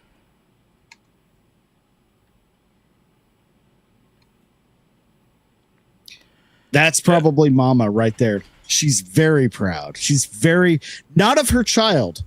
This woman is very proud of herself. There's the other kind of sidebar to this here too. It's like, and you wonder why birth rates are down and marriages are down and all this good stuff, because as men, you're expected to pick a wife out of this bunch. Fucking hell, man. it's like just play roll the Rolodex of your life, and then hope that you find one that's not a complete psychopath, and one day isn't going to turn your kid trans or become the trans herself, and then you're just supposed to sit there and accept it, right? God damn. Well, I mean, yeah, you look at Renee Gooden. I don't know much about her personal life. I'm not going to pretend like I do, but I know just what I've seen point blank. She looked like a happy, regular woman, and then her husband tragically died, and then she decided to become a lesbian activist. She did not look very happy before the last moments of her life, and that's pretty fucking sad. That's usually the holes that these people, get to here. And then, like I said, they drag their kids down with them. So, I mean, and then based on some of the things that were alleged about her lesbian wife, I mean, hell, maybe those kids are better off. Yeah. It's still not confirmed, but yeah, there's a lot there to unpack. Yeah. This woman with a child right there, her looking, she's more happy that her child was hurt than not. She's not offering any help to this little girl. Yeah. How much of this is like people are willing to sacrifice their children for their own social currency? Like, that's what having a trans kid is like. You're sacrificing your children so that you can get attention.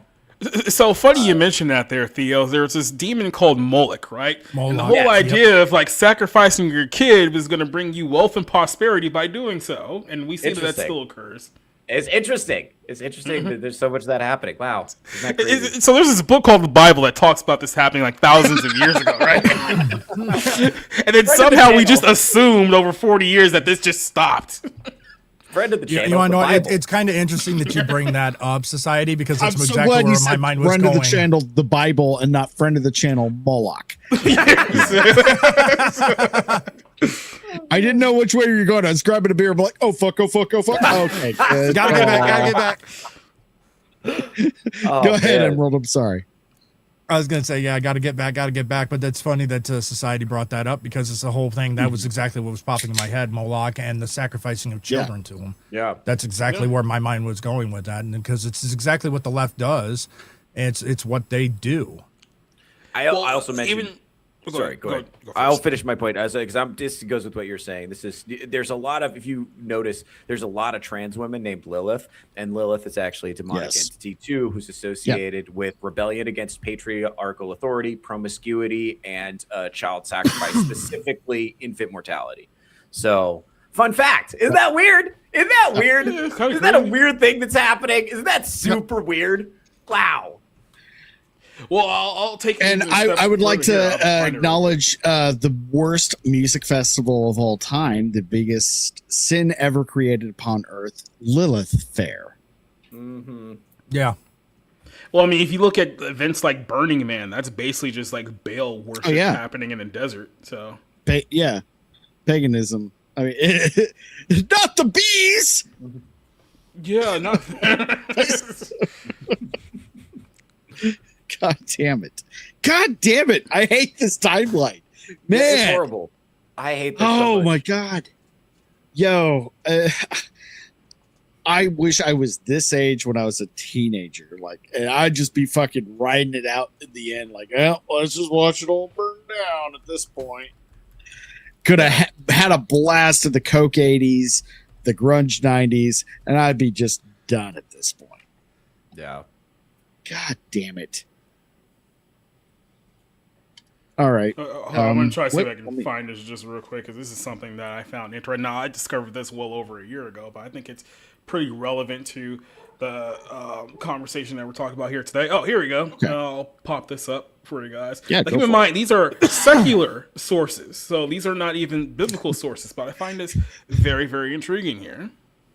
Nate got my reference. Not the bees! Yeah, shout out to Nicolas Cage, the greatest actor that ever lived and ever walked the earth and ever will. Wicker Man is a great movie, by the way. It's insane, but it's great. It's fun to watch. He's getting ready to play John Madden here soon, too. So. I'm so excited. Really? Yeah. Yes. Oh, fuck yeah. It features a cameo of Shane Gillis as a young John Madden, which I'm very excited Oh, man. They're just asking for it. Yeah, so very interesting enough. We talked about the Molochs and the Baals, and the third one that often gets overlooked here is the Ishtar. Now, depending on which part of the world you're in, some call her Inanna, Ishtar, Ashtoreth, the Queen of Heaven. There's a whole bunch of names here, but it's all the same deity here, right? And this is from the world history, so this is a secular source here, but it talks about how people who used to worship this entity, how they would go about doing so. And it says here that in Mesopotamia, which is Babylon, aka modern day Iraq, that you had numerous unsacred prostitutes, both genders, who may have been employed to assure fertility of the earth by performing occultic sex rituals, which totally doesn't go on today with everything we've learned about Diddy and all the other stuff. That definitely doesn't happen anymore. And it says that her clergy, basically her priests, were both male, female, and third gender, defined as transgender in modern day age. It says that male transgenders castrated themselves, and females who identified as males were known as the other Greek name there. But it says here that they were both thought to have been transformed by Inanna/Ishtar herself, or were created by God the Father Enoki. This is all Mesopotamian Egyptian nonsense, by the way. But what I find very, very interesting here is that in the context of this particular entity, even her so-called priests were referred to as what we call drag queens. And this entity was given credit for turning men into women and women into men. Keep in mind, these are secular sources that are citing this here, too. This is going completely outside of the Bible. But it says here that, all these people were involved in gender fluidity, same-sex rituals, transgenderism. All of this, the whole rainbow thing, all dates back to this particular demonic entity that just so happens to be explicitly denounced in the Bible thousands of years ago. And then here we are in 2026, and we've spent a few decades normalizing this as good, as inherently. They're just like all you guys. So what, they have cross-dressing priests and same-sex acts and gender confusion rituals and temple-based prostitution and all this stuff. It's totally normal. We should all be in support of it, right? Right, guys? Yeah, it sounds like a wild night on Dixon Street in Northwest Arkansas. It seems like kind of a few places in our nation. Everywhere has a fucking one of those streets. In Vegas, it's we call it the Fruit Loop. Yeah, I mean, like I said, Vegas, I'm in Atlanta, so, we all know what goes down over here and, in certain parts of downtown, let's just put it to you that way. So, yeah. But I just found it funny that it's like, wow, it seems like the entire LGBTQ movement can be sourced directly to this one demon god of Egypt that God literally smited people for worshiping thousands of years ago. Isn't that weird? Yeah. Like I said, and they're going around identifying themselves as Cain and Lilith. I'm pretty sure there's no real connection to anything that I'm saying here. I think it's just one big fat coincidence that we should all just turn a blind eye to, right? Fucking 2030. The most You're just common trying to child find name will be patterns where Moloch. they don't exist. That's what all it is. You're just trying to find things that. Stop noticing patterns, you bigot.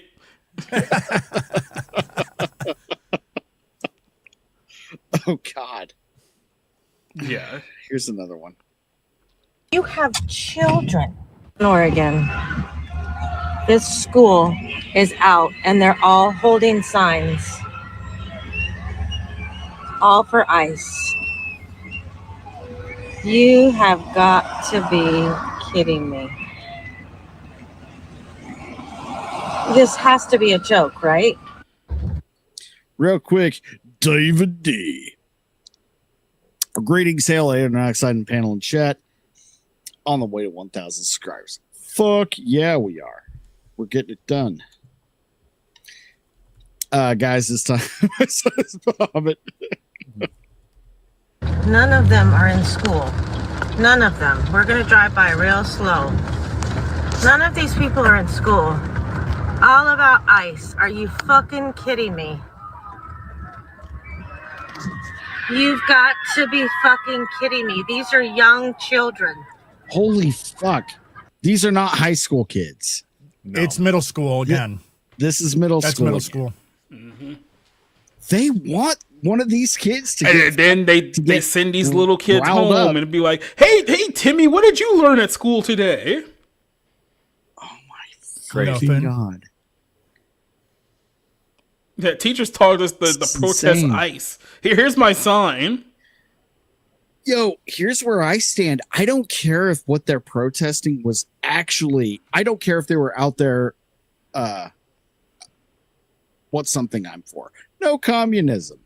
Mm-hmm. Stop, no Sharia law. And protest in the of West. ICE. And protest in favor of ICE. Yes. I don't care if their signs were like little helicopters, like throwing people. Right. Things I would be fucking for. Mm-hmm. No. This isn't right, dude. Mm-hmm. Look, this has Theo upset. Look at him. Miss Green says that commies aren't people. Look at You're having a hard time working through this shit. This is crazy, I understand. Dude. This is rough. Good fucking God. So while they were in class, they were making these signs. Mm-hmm. Then they were taken out of class to do this. And then you got to think about all the bullying and peer pressure just from from the teachers, let alone the students of the kids who didn't even want to be a part of this whole thing. Do you think even one teacher would be against the bullying of a student that did not want to participate in this bullshit? Absolutely not. They'd they'd be encouraging it. Yep. And see, this is where I think we were talking last night, the anti-bullying thing. No, it's anti-bullying against selected people. They're all for bullying against the other. Yeah, because this is the problem. Like, if you bully my kid into being a part of this, especially if you're a teacher of authority, there would be an incident at the school that would require police intervention. Let's just put it to you that way. Because best case scenario is that I'm going to motherfuck you to death, and that's the best case scenario. To quote Sammy 3P, friend of the channel, motherfuck you to death. I'm going to have to steal that. I love that. I'm going to motherfuck you to death. This is fucking crazy. This is fucking And you can hear the kids dropping F-bombs What like the- as she's passing them by. Yeah, fuck ICE. What are crazy? What are we doing? What are we doing? This is why when the left say, "Oh my gosh, the right is deteriorating." We watched that little possibly gender goblin the other day on your show, Theo. Yeah, the one in front of the computer that we didn't know what it was. The right is it's crumbling within itself because we want force. This is enough's a fucking enough. Fucking Every time I see what these people are doing to kids, I always go back to Matthew 18:6, which is one of my favorite Bible verses. And it says that those who shall cause these little ones who believe in me to offend, which basically means to sin, it'd be better for them if a millstone was hanging around their neck and they were drowned in the depths of the sea. Basically, what it says here is that when God gets you, you're definitely not going to have a fun time for the things you did to children. And this also is very much included in that bad time thing. So, yeah. Yeah. They're fucking children. This is Kellogg Middle School in Portland, Oregon. Yep, I was right, middle school. Children are out protesting when they need to be in school. I would rip my kid out of school so fucking fast. It wouldn't even be a question. Are you fucking kidding me?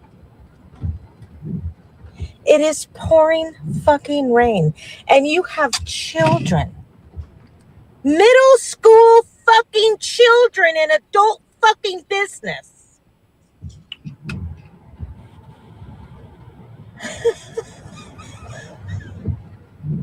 Did I see what I just think I fucking saw? Like, I know I saw it. I know I recorded it. This can't be fucking happening, can it? Yeah, it is happening because we let it happen. We let this escalate to this. We gave them enough control to do this, to weaponize your own kids because you were stuck to your phone or going to work. Not, again, maybe you're not 100% to blame, but this happened by design. Oh, dang it. I got to do another Nazi reference. So this is what was known back in the 1930s in sounds so upset about it. Darn. Nazi Germany, known as the Hitler Youth. Yep. That's what the programming is about. It's the programming. They know what they're doing. They know what they're doing because these kids are going to grow up and they're going to turn on their parents, turn on the family, turn on the neighbors, turn on anybody that's descendant from the messaging, the programming. I mean, I'm not the fucking plan. You already know it's already happening in these schools where they're telling their students, most likely, if your parents ever say this, you need to tell us about it. Yeah. And we'll remove you from your parents. This is so incredibly evil. It is. This is some of the most evil shit. It is. It's like, say, every day this week I've heard something and I was like, well, that's about the most evil thing I can think of. And then there was another day that would happen and I heard another thing. And I was like, oh, no, this is the new most evil thing I could think of. Well, here's the thing. If these people are evil, which I'm pretty sure we all are in agreement that they are, why wouldn't they go after kids? Isn't that exactly what evil would do? Yeah. Yeah, I think we got to stop underestimating these people because, like, I think they keep doing things that are, like, horrifyingly evil. And it's like, well, I would never do that in 1,000 years. Therefore, no one would ever do that. And it's like, nuh-uh. Evil people. Machiavelli talked about this. It was like, it basically, guys who are only capable of being virtuous are just going to get like waffle stomped by men who are capable of evil because they don't have scruples about it. So it's like we have to do something to actually resist these people. Like otherwise they're going to keep getting their way and they're going to keep corrupting the souls of children. Yeah, this is the problem. Like That's right. A lot of us are still pretending like we aren't dealing with evil people. Yeah. And that's the problem. We're acting like they're just silly clowns out in the street that are of no real threat and of no real concern. Mm-hmm. Instead of going like, no, wait, they're actually evil. Yeah. And that's another thing that I kind of hate from the right is like, oh, you want a civil war? Oh, you pasty little blah, blah, blah. You're not even a thing. It's like, do you want civil war? No, but if you keep campaigning for this ass whooping, you're going to get elected. Yeah. That's again, it's downplaying the actual threat because these silly people that you disregard as no threat, that you see online, they're the same That's your fucking second grade teacher. That's your seventh grade principal. That's your healthcare workers. Yeah, they are. And they're conditioning your kid right under your fucking nose, and you don't even know it. And you don't acknowledge it. And you can't be bothered by that because you're tired after work. Mm-hmm. And that's what they're intending and preying upon, is the fact that both parents are out of the house all day long, working. They get home, they don't have time to deal with these things, and they're playing on that and using and just taking advantage of that. Yep. All by design.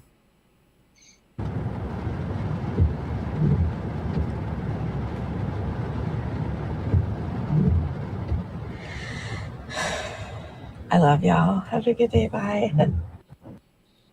She's so shocked that this happened. And I'm glad this woman did this, but again, it just, yeah, because we're all so shocked now. When they were laying out they weren't shy about what they were planning and what they're doing and how they're going to use your own fucking kids, weaponize them against you, because they've done it in other countries successfully. Mm-hmm. Iran, China, come on. They know the playbook. These communists know the playbook.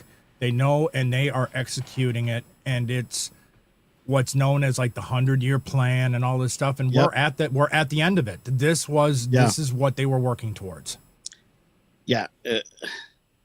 If we don't fight, there's nothing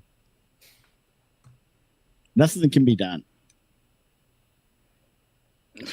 Okay, now this one I do want to put a little bit of a caveat on. It's not officially confirmed, but a lot of people are reporting on it. So I'm not going to say this 100% happened. I'm going to show it, but we're going to kind of take it with a grain of salt because we don't know if this is real yet.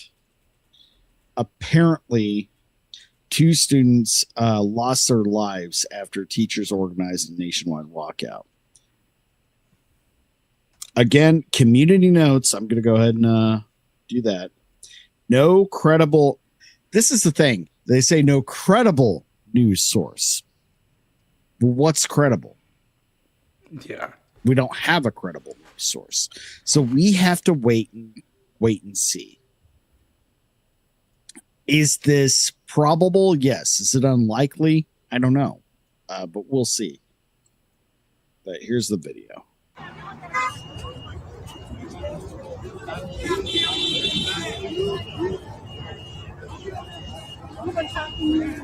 My coworkers saw the post. They quickly started to spread it through all of my coworkers, and really quickly we amassed a large group of people. Hi, my name is Lily, and I'm a public school educator. Yeah, that's the problem. That's a woman that would willingly sacrifice anybody's child for the cause. Crazy. You know how we used to profile people? Remember profiling? Remember that was a thing? Because I feel like you can profile a lot of these people before it ever gets to this point. Mm-hmm. Yep. Or just a standard background check that needs to be that would normally occur with like hiring a teacher.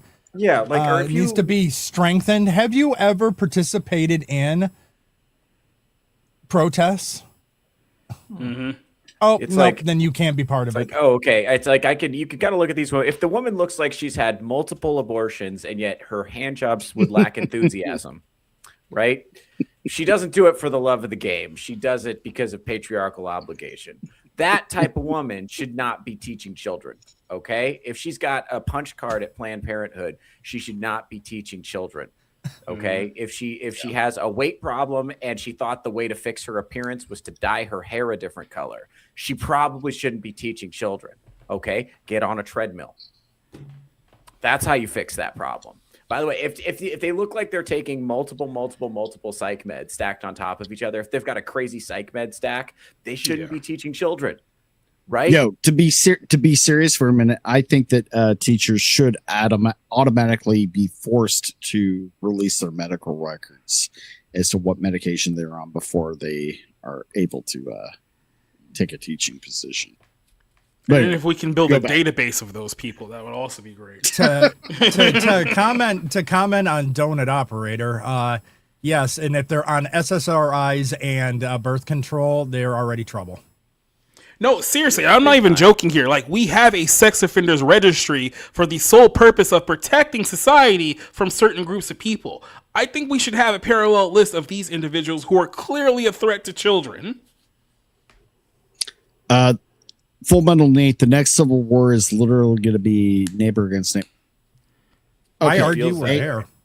Nate, I love you, buddy, but that's exactly what a Civil War is, neighbor against neighbor. Yeah. I think they but I'm glad to see I'm glad to see you growing as a person. It's okay. So I want to defend Nate just real quickly. Yeah, he's really thinking, because this is what the problem is here in the U.S.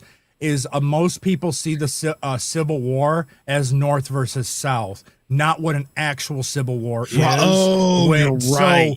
So okay, you got to Nate, keep that I'm in sorry. mind.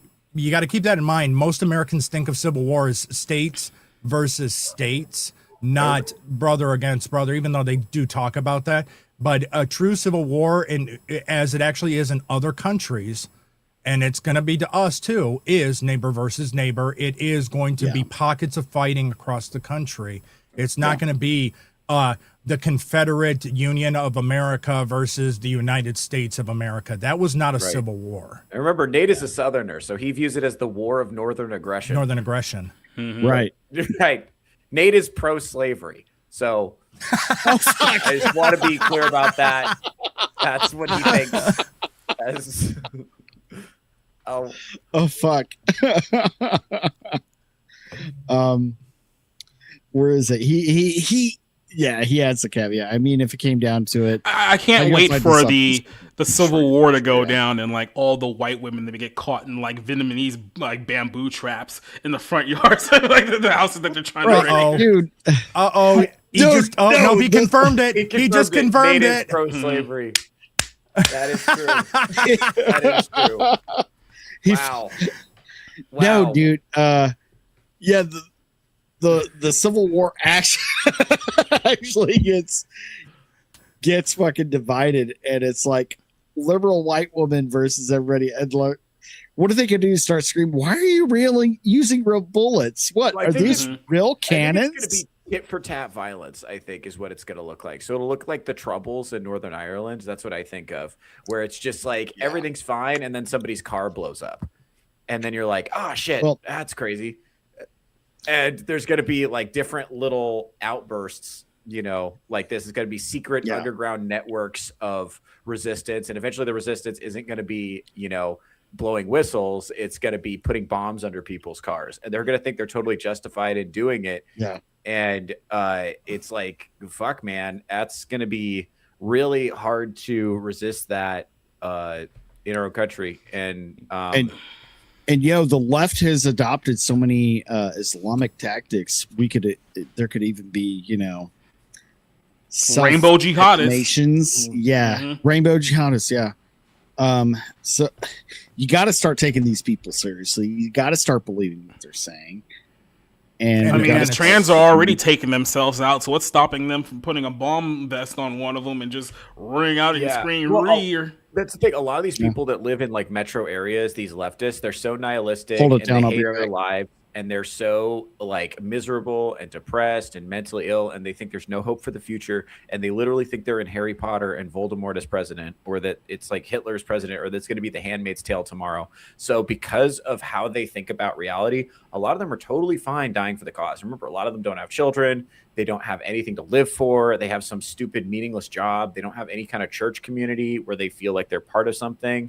Like they don't have any beliefs that are anchoring them in the world. They don't have any like involvement in the community. These are just like sad, lonely, hedonistic people, and who are like mentally unwell because they're untethered.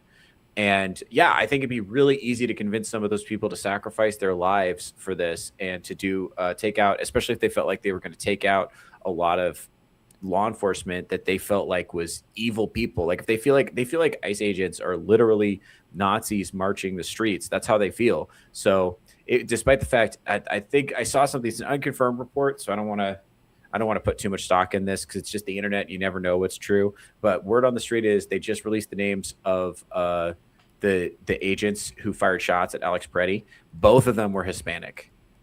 Both of them were Latin dudes. So they were trying to make this story like these are like Nazi white supremacists, whatever. But it's like that is not borne out in reality at all. In fact, we know Border Patrol prioritizes bilingual when they hire. They prioritize that. So there's a really good chance a lot of people who get hired for Border Patrol, get hired for ICE, are Hispanic dudes because they have that other language that they can speak. So, I mean, like we're sitting here and we're acting like their narrative is not based in reality. But they're still willing to die for it. And that's very scary. You already see it because, well, even if they are, even with them being Hispanic, we've already seen this multiple times coming from the left that they just internalize white supremacy. That's why. Oh, of course. So even being Hispanic, they don't care. They're still going to say it's white supremacy. Oh, man. That's so retarded. And because that's, I mean, look back when, I'm blanking on his name now, was running for governor in, California. Oh, Larry Elder. Larry Elder being called the blackface of white supremacy. That's insane. So it doesn't matter that if the ICE agents were Hispanic, they had internalized white supremacy and they're white supremacists. They don't even care how retarded they are. That's so crazy. Like, it's like, how do you reason with people like this? You can't. You can't reason with these that's people. The point, yeah. Dick Durbin used a photoshopped image where the ICE agent didn't have a fucking head and his leg was a robot, and the other agent, his gun was inverted, the hand was upside down, and it was pointed at the head of the other agent. And he's not backing down from, this is an image of a public execution.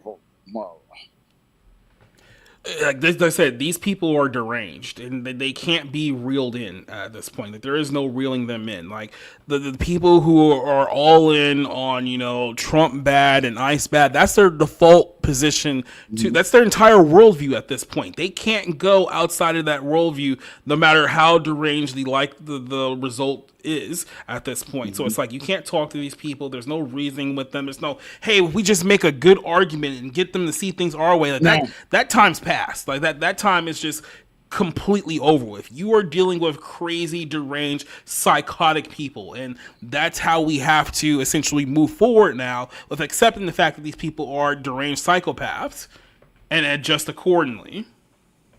Yep. And Toasty, I want to go back to hers. I get told by the leftists, me being Hispanic doesn't matter because she's white passing. I mean, to be fair, you're basically white, so I mean, I get that.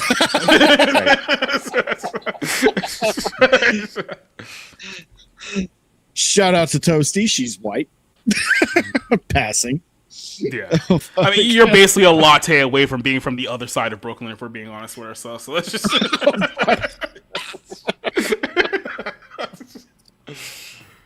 But it goes again back to what I was saying over on Theo's show when it was talking about what women he's going to go after. It's easier to go after a right-wing Zoomer because at least they're informed, they can articulate, but you can convince them and bring them to to they're willing to hear things and take it in. Yeah. The left, you can't talk to them because it's not coming from their download. They're not informed. They can't defend it.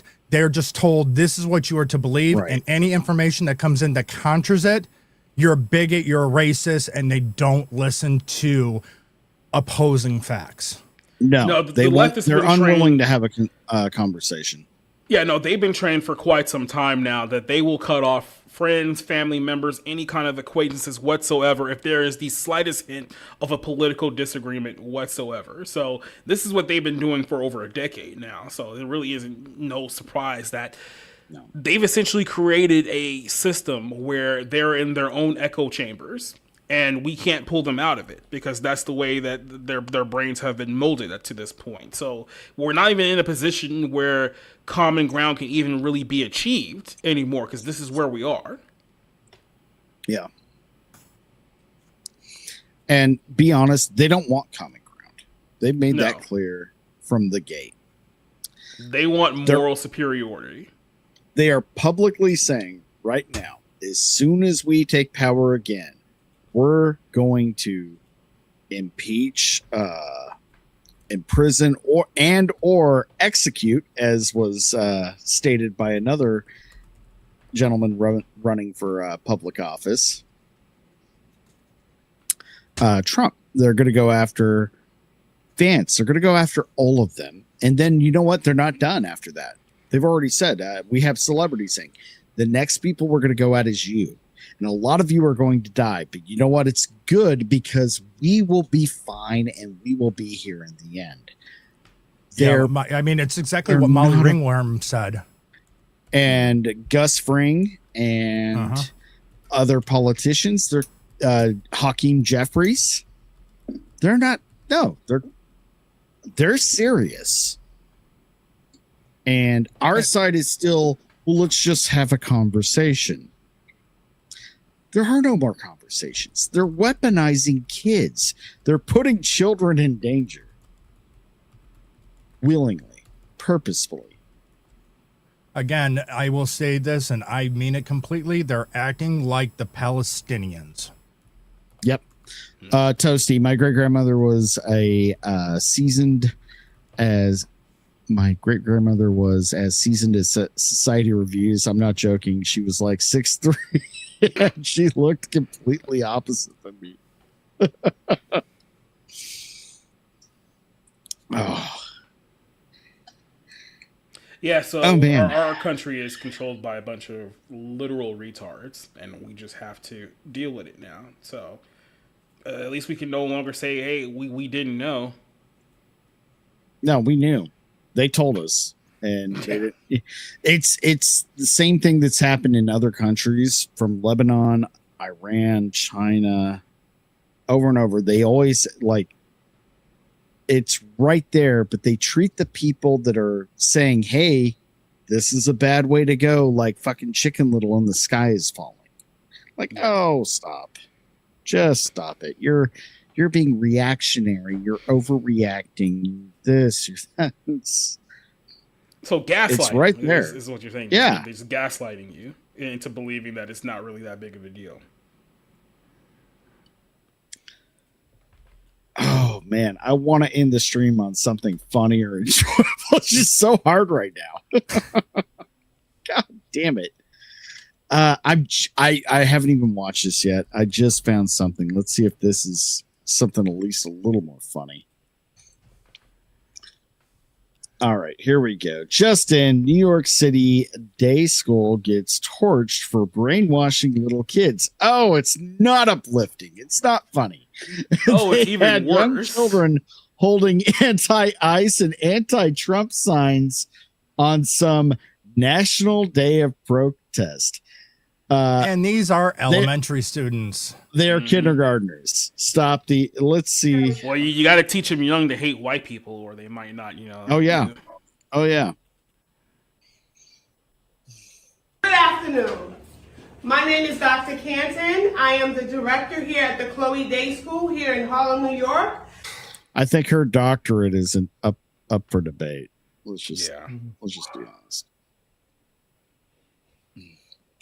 As today is a national day of protest for all the violent things that we're seeing happening across our city, here at the Aquasa City. Okay, I want to read her shirt and her tits real quick.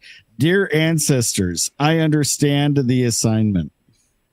Oh, Christ. We are stronger together. God, when they say together, kids. They mean no white people. They meant yes, I think this little girl has the right reaction right there. The other kids are a lost cause. They're all programmed. They're all doomed. But this girl right here, I think no. I'll get no. I think the other kids just have no fucking clue what's going on. No, that poor little Asian girl, I feel bad for right there in the center, because know that woman's going to be talking about how the Koreans held back black people back in like the 1980s or something like that. Oh yeah, this 3 to 4 year old has no concept of what the hell this woman's talking about at all. Well, since they don't have any white people, they don't have any white children in that class, they're going to go to the next closest, and that would be the Asians. Mm-hmm. Yeah. Mm-hmm. Yeah. You remember how quickly Stop Asian Hate became not a thing anymore? Yeah. Yeah.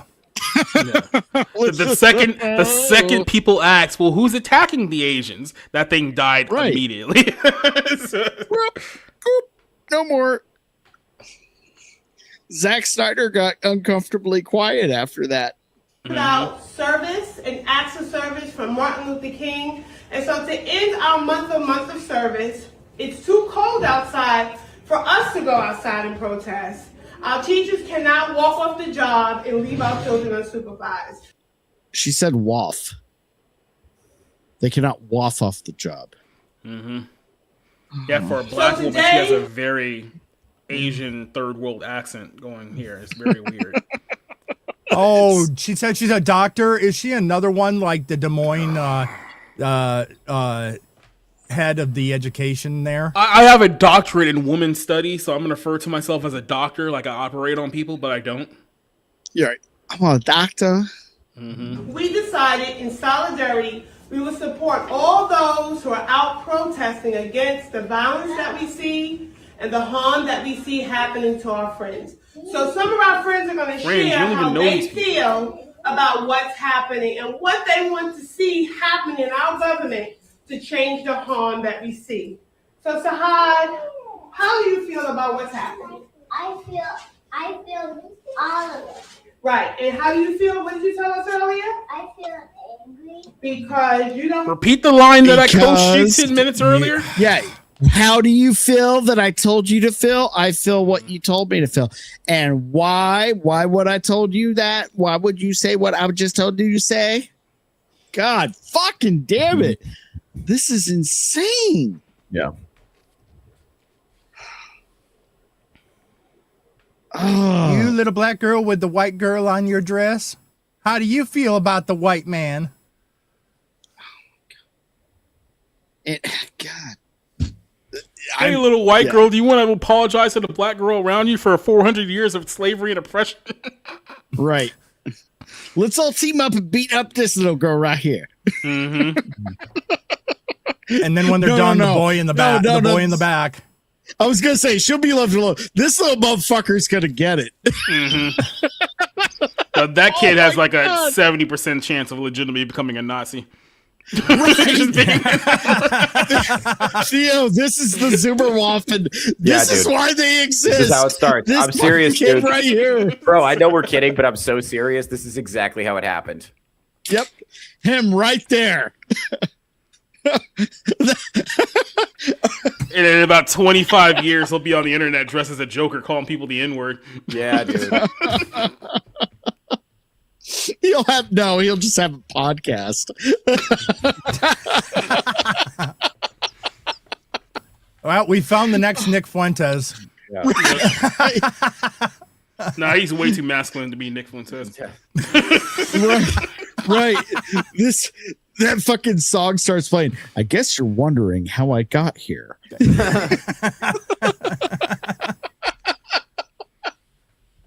Holy shit, BS Warren for $9.99. Yes, super chats. I'm doing this full time now, not by choice. So super chats are appreciated. BS Warren, magnificent author.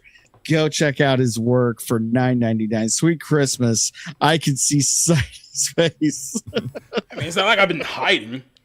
I'm not sure what he means by that. Oh, man. Like to see what? I don't like to see people are hurt or taken away from their family. Right. This is literally Oh my programming. God, this is heartbreaking. This is programming and indoctrination to the, rightfully on display for all to see. Now say it louder like we rehearsed. That poor kid. I'm going to lock you in the closet if you do not spit out the lines I told you originally. Yeah, I know. I don't know. And I'm looking around at this picture, and I guess I was gonna say, do you guys see any male influence in this photo whatsoever? But I guess the None. fuck holding the sign. Is the only this one in the fucking room. Goomba. That's the only one. It seems to be the common denominator of all of these stories are a bunch of unmarried liberal women. Anyone kind of noticing that pattern? While we're still allowed to notice patterns. Boom. Noticing patterns, a new trend. Check it out. I usually like, well, I'm just noticing patterns. Like, yeah, don't say that. It's a little. It's like, okay, fuck it. All right. Now this little boy who's reciting what he's following orders, just like she knows what she's doing to him. All he wants to do is think about what dinosaur could beat up the other dinosaur. That's it.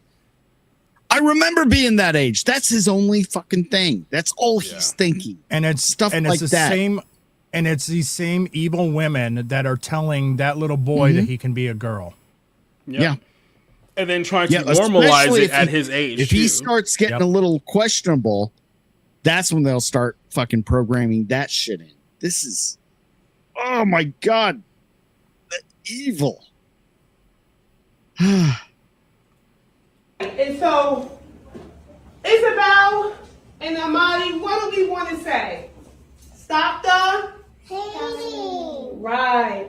Okay, and my last three, Faith, Mariama, and Raya, what do we want to tell people? Enough, stop hurting people. And what do we want to say as a school? Enough is enough. Well, this is the worst one I think I've seen tonight. Did they literally pull the lunch lady out of her job rotation to film this propaganda video? This one? No, the one on the left. The other one. That one? You skipped ahead of go forward on the video. Yeah. Oh, okay, let me go up. Right there. That one. The one in the center here. This turtle. Mm-hmm. And I don't know what's going on with that one. And that's another demon. By the way, they're all women. Yeah. God fucking damn it, dude. I feel like society was better when we just like left them at the house. Remember the 50s? Remember when that was the thing? Mm-hmm. I'm not going to argue. Make the 50s great again. I feel like they were locked in their homes for like the betterment of society. Because when they were like in their homes, they can only terrorize like their homes. But now they're just like out in the streets, like buying groceries and shit, and everything's just gone. Everything's just bad now. Women need to go back to start terrorizing their husbands instead of terrorizing society. Yeah. Say what you want. I mean, society was a little better when, women were getting beat for overcooking sandwiches. I'm just saying that, if you look at the statistics. If you just look at the statistics, the crime rate was significantly lower. All right. Okay. This pot roast was too dry. All right. Fucking Sean Connery. Open hand slap is maybe appreciated in certain circumstances. I don't know why my fucking Sean Connery sounds like Bane from The Dark Knight Rises, by the way. I'm not good at impressions.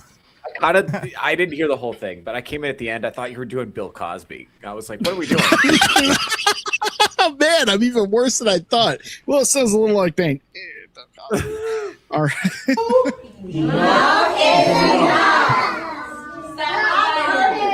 Miss Shadira, would you like to share your thoughts? My thoughts are united, we're powerful, our words are strong, kindness is free. Let's do the right thing. It's such empty words from that side when they're the side of the fucking violence. They're using words that have a strong impact on children. Yeah. I have several which makes thoughts. It so much more evil. I have several thoughts, and none of them are not racist, so I just won't say it. Oh, God. Are you sure, society? Are you sure? Yeah. I'm willing to give you the floor, but are you sure? I'll let this one go. God damn it. Amy, would you like to share?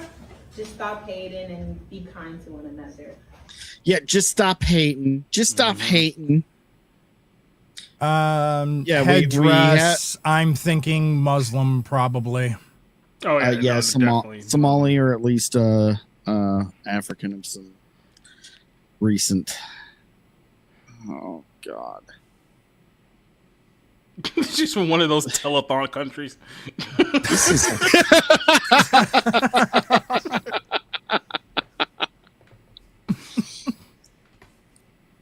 you gotta tell these kids to do this for the kids in the Congo that look a lot like this lady right here. But I just want to just point this out here that our literacy rate here in America is plummeting. So these kids verifiably cannot read because they're too busy doing shit like this. Well, this is the thing, dude. This isn't a public school. This is a daycare. These kids are pre-K. Oh, jeez. This is fucking pre-K. The conditioning by using the nice words that children identify with, they can condition them to the cause. This is out of all the videos we watched tonight, I think this one has me the most upset. Here at the Chloe Day School, we teach love, we teach kindness, and when we work together, we are a better world. Thank you. We're fighting with you, even though we're inside. Have a great evening. Yeah, because she would have willingly taken these children outside. Oh, yeah. God bless. Yeah.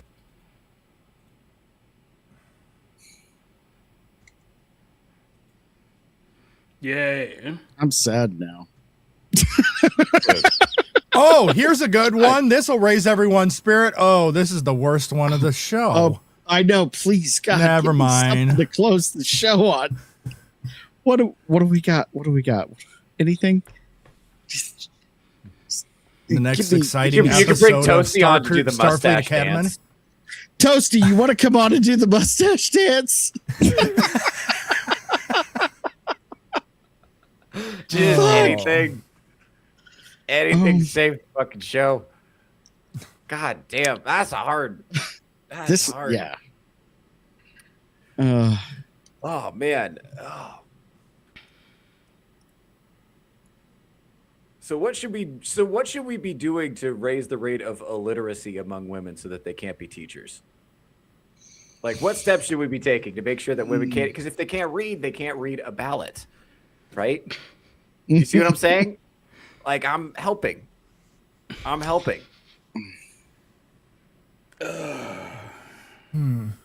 I got some good news out of Florida. Oh, okay. Hold on. All right, let's have that. Well, yeah, give me something. Let's close out the show on something. Okay, this is happening in Florida.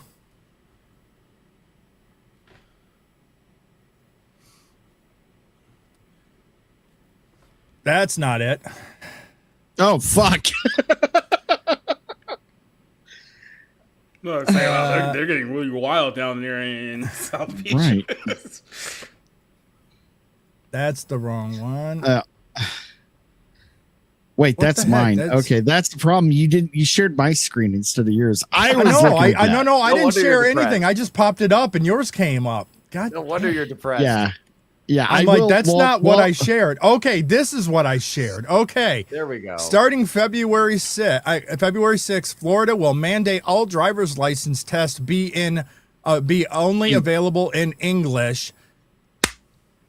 Yes. Oh, nice. Why is that's great news, but the fact is a lot of people don't know that that's not the case already. Like, what the fuck are you talking about? It has to be. This is how far we've fallen in society. We're celebrating things that should have been done like 60 years earlier. It should already be the case. Yeah, right. Now, for context, I'm going to share the image because I don't want YouTube saying they just scrolled. Oh, that was my screen with this right there.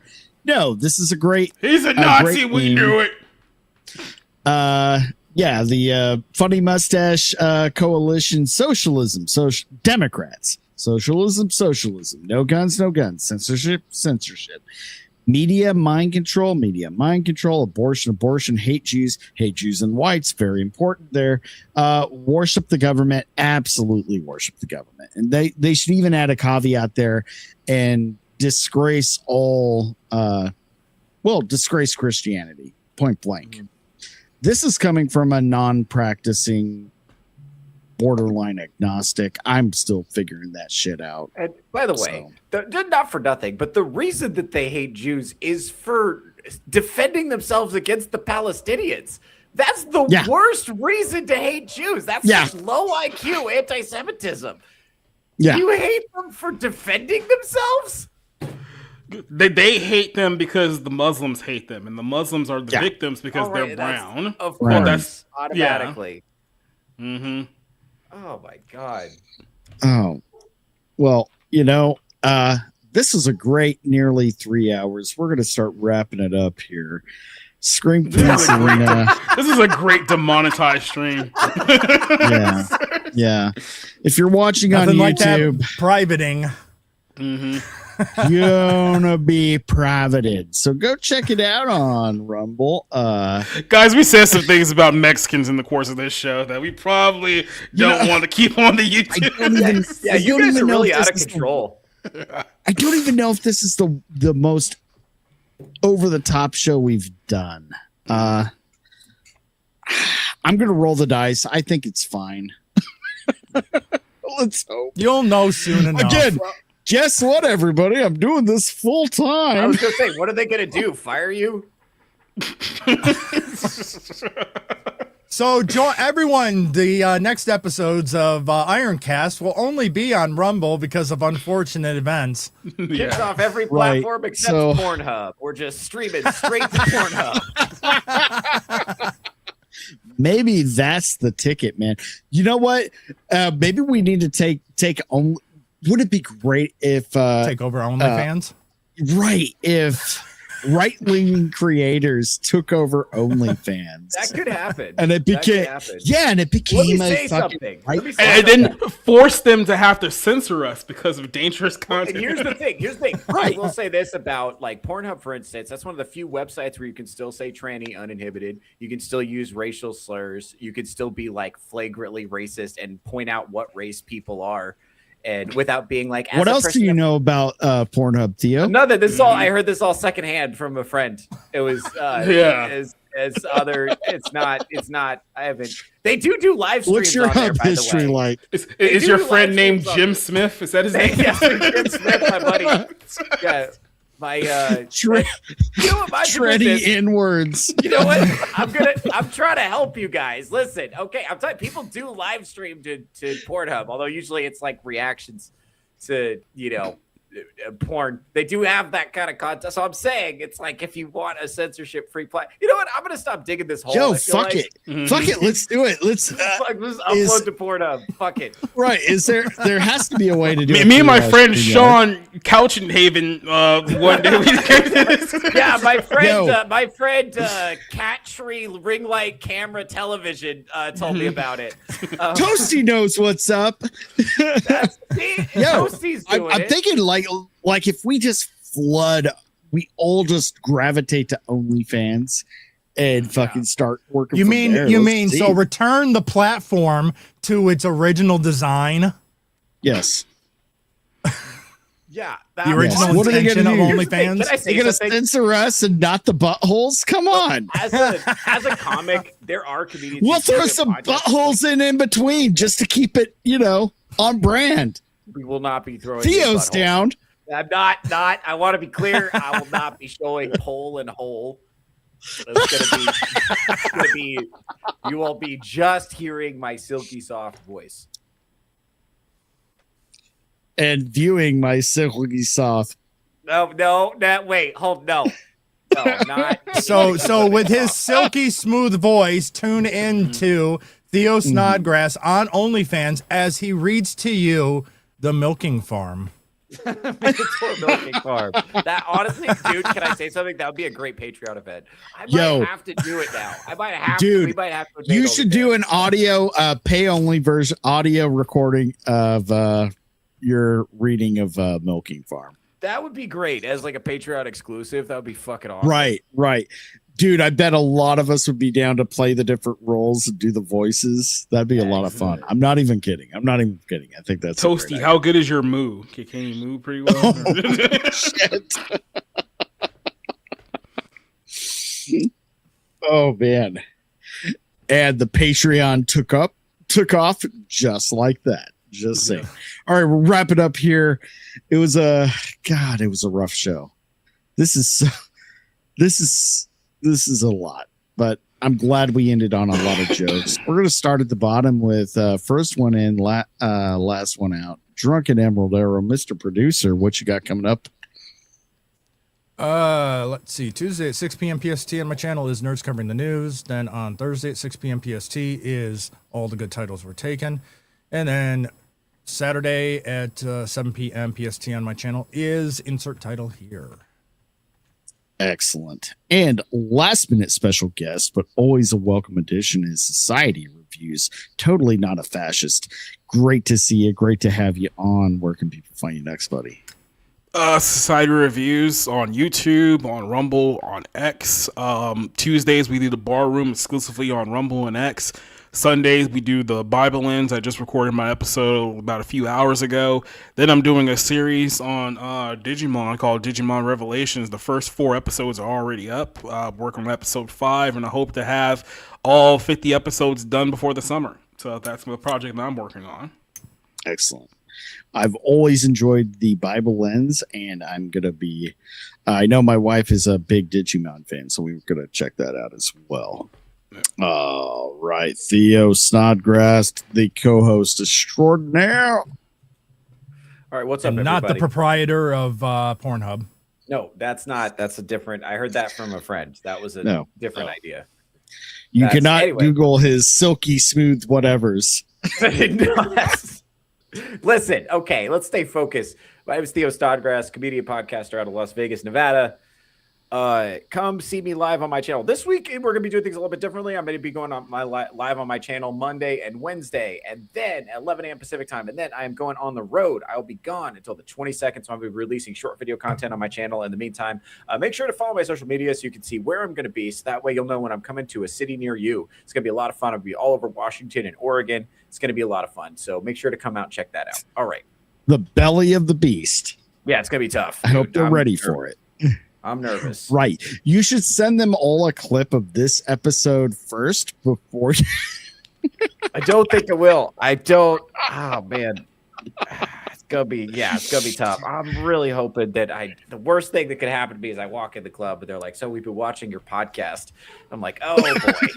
Well, here you go, Theo. Make a pitch so that you can send out to the venues beforehand, and I'll go right ahead. No, that's really okay. My name is Theo Snodgrass. I'm a huge fan of Blood and Soil. I believe that we should take our country back from the communist degenerates who have seized control of it. I'm not going to say what kind of degenerates. The gay ones. One of them was Kanye's doctor. They're also very gay and transgender. Neither of which are real. In fact, lesbians are so unreal that you should be trying to turn them if you're a straight man. You should be trying to convert them from Mac to PC because it's better. It's the natural order of things. Except the fat ones, though. You don't want to convert them. Like, leave them alone. The fat ones can stay. The attractive women that they've recruited, they've seduced, those ones need to be turned for sure.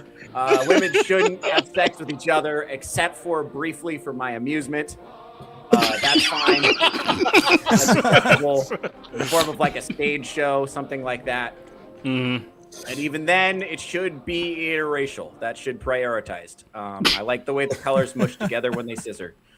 It's about contrast. It's more of a variety show when you think about it. By the way, that was a great monologue. Selena's reacting badly in the chat. I think that monologue was incredible.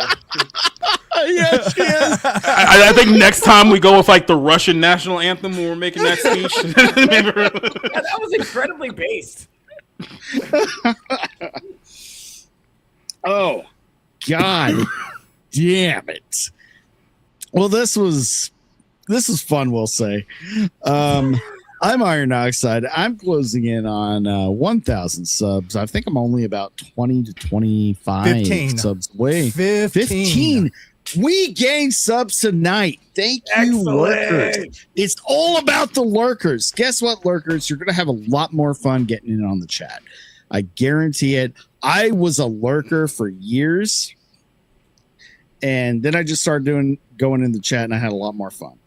So that's what it's all about. But thank you so much. And if you want to stay a lurker, that's fine. That's fine. But I appreciate everybody who's watching. We had a great turnout tonight. And as stated before, I am now a full-time YouTuber until further notice by no choice of my own, folks. So you can catch me on YouTube, Rumble, Twitch, Kick, and X. I'll be starting my daily show, morning show, and maybe a couple more shows throughout the day. But 6 a.m. Morning Iron. That's what we decided on. It'll be a solo show unless anybody's up to come hang out with me and talking about some of the news. We're going to deep dive into the Epstein stuff. Going to tread lightly and look at what is confirmed and go from there piece by piece. I may even join our good friend Mr. Berger over on his show as well, doing a little bit of the same.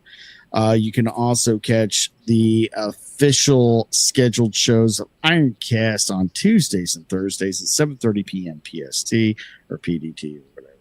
And the Weekly Rogues Gallery, which is pop culture, and we try to avoid political talk whenever we can, which is never, fucking never.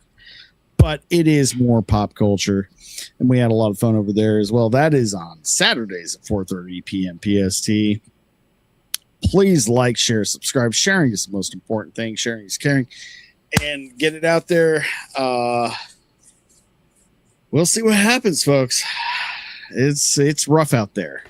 Keep your kids safe. Pull your kids out of school. Keep them home. And it's been real. And we'll check you all later.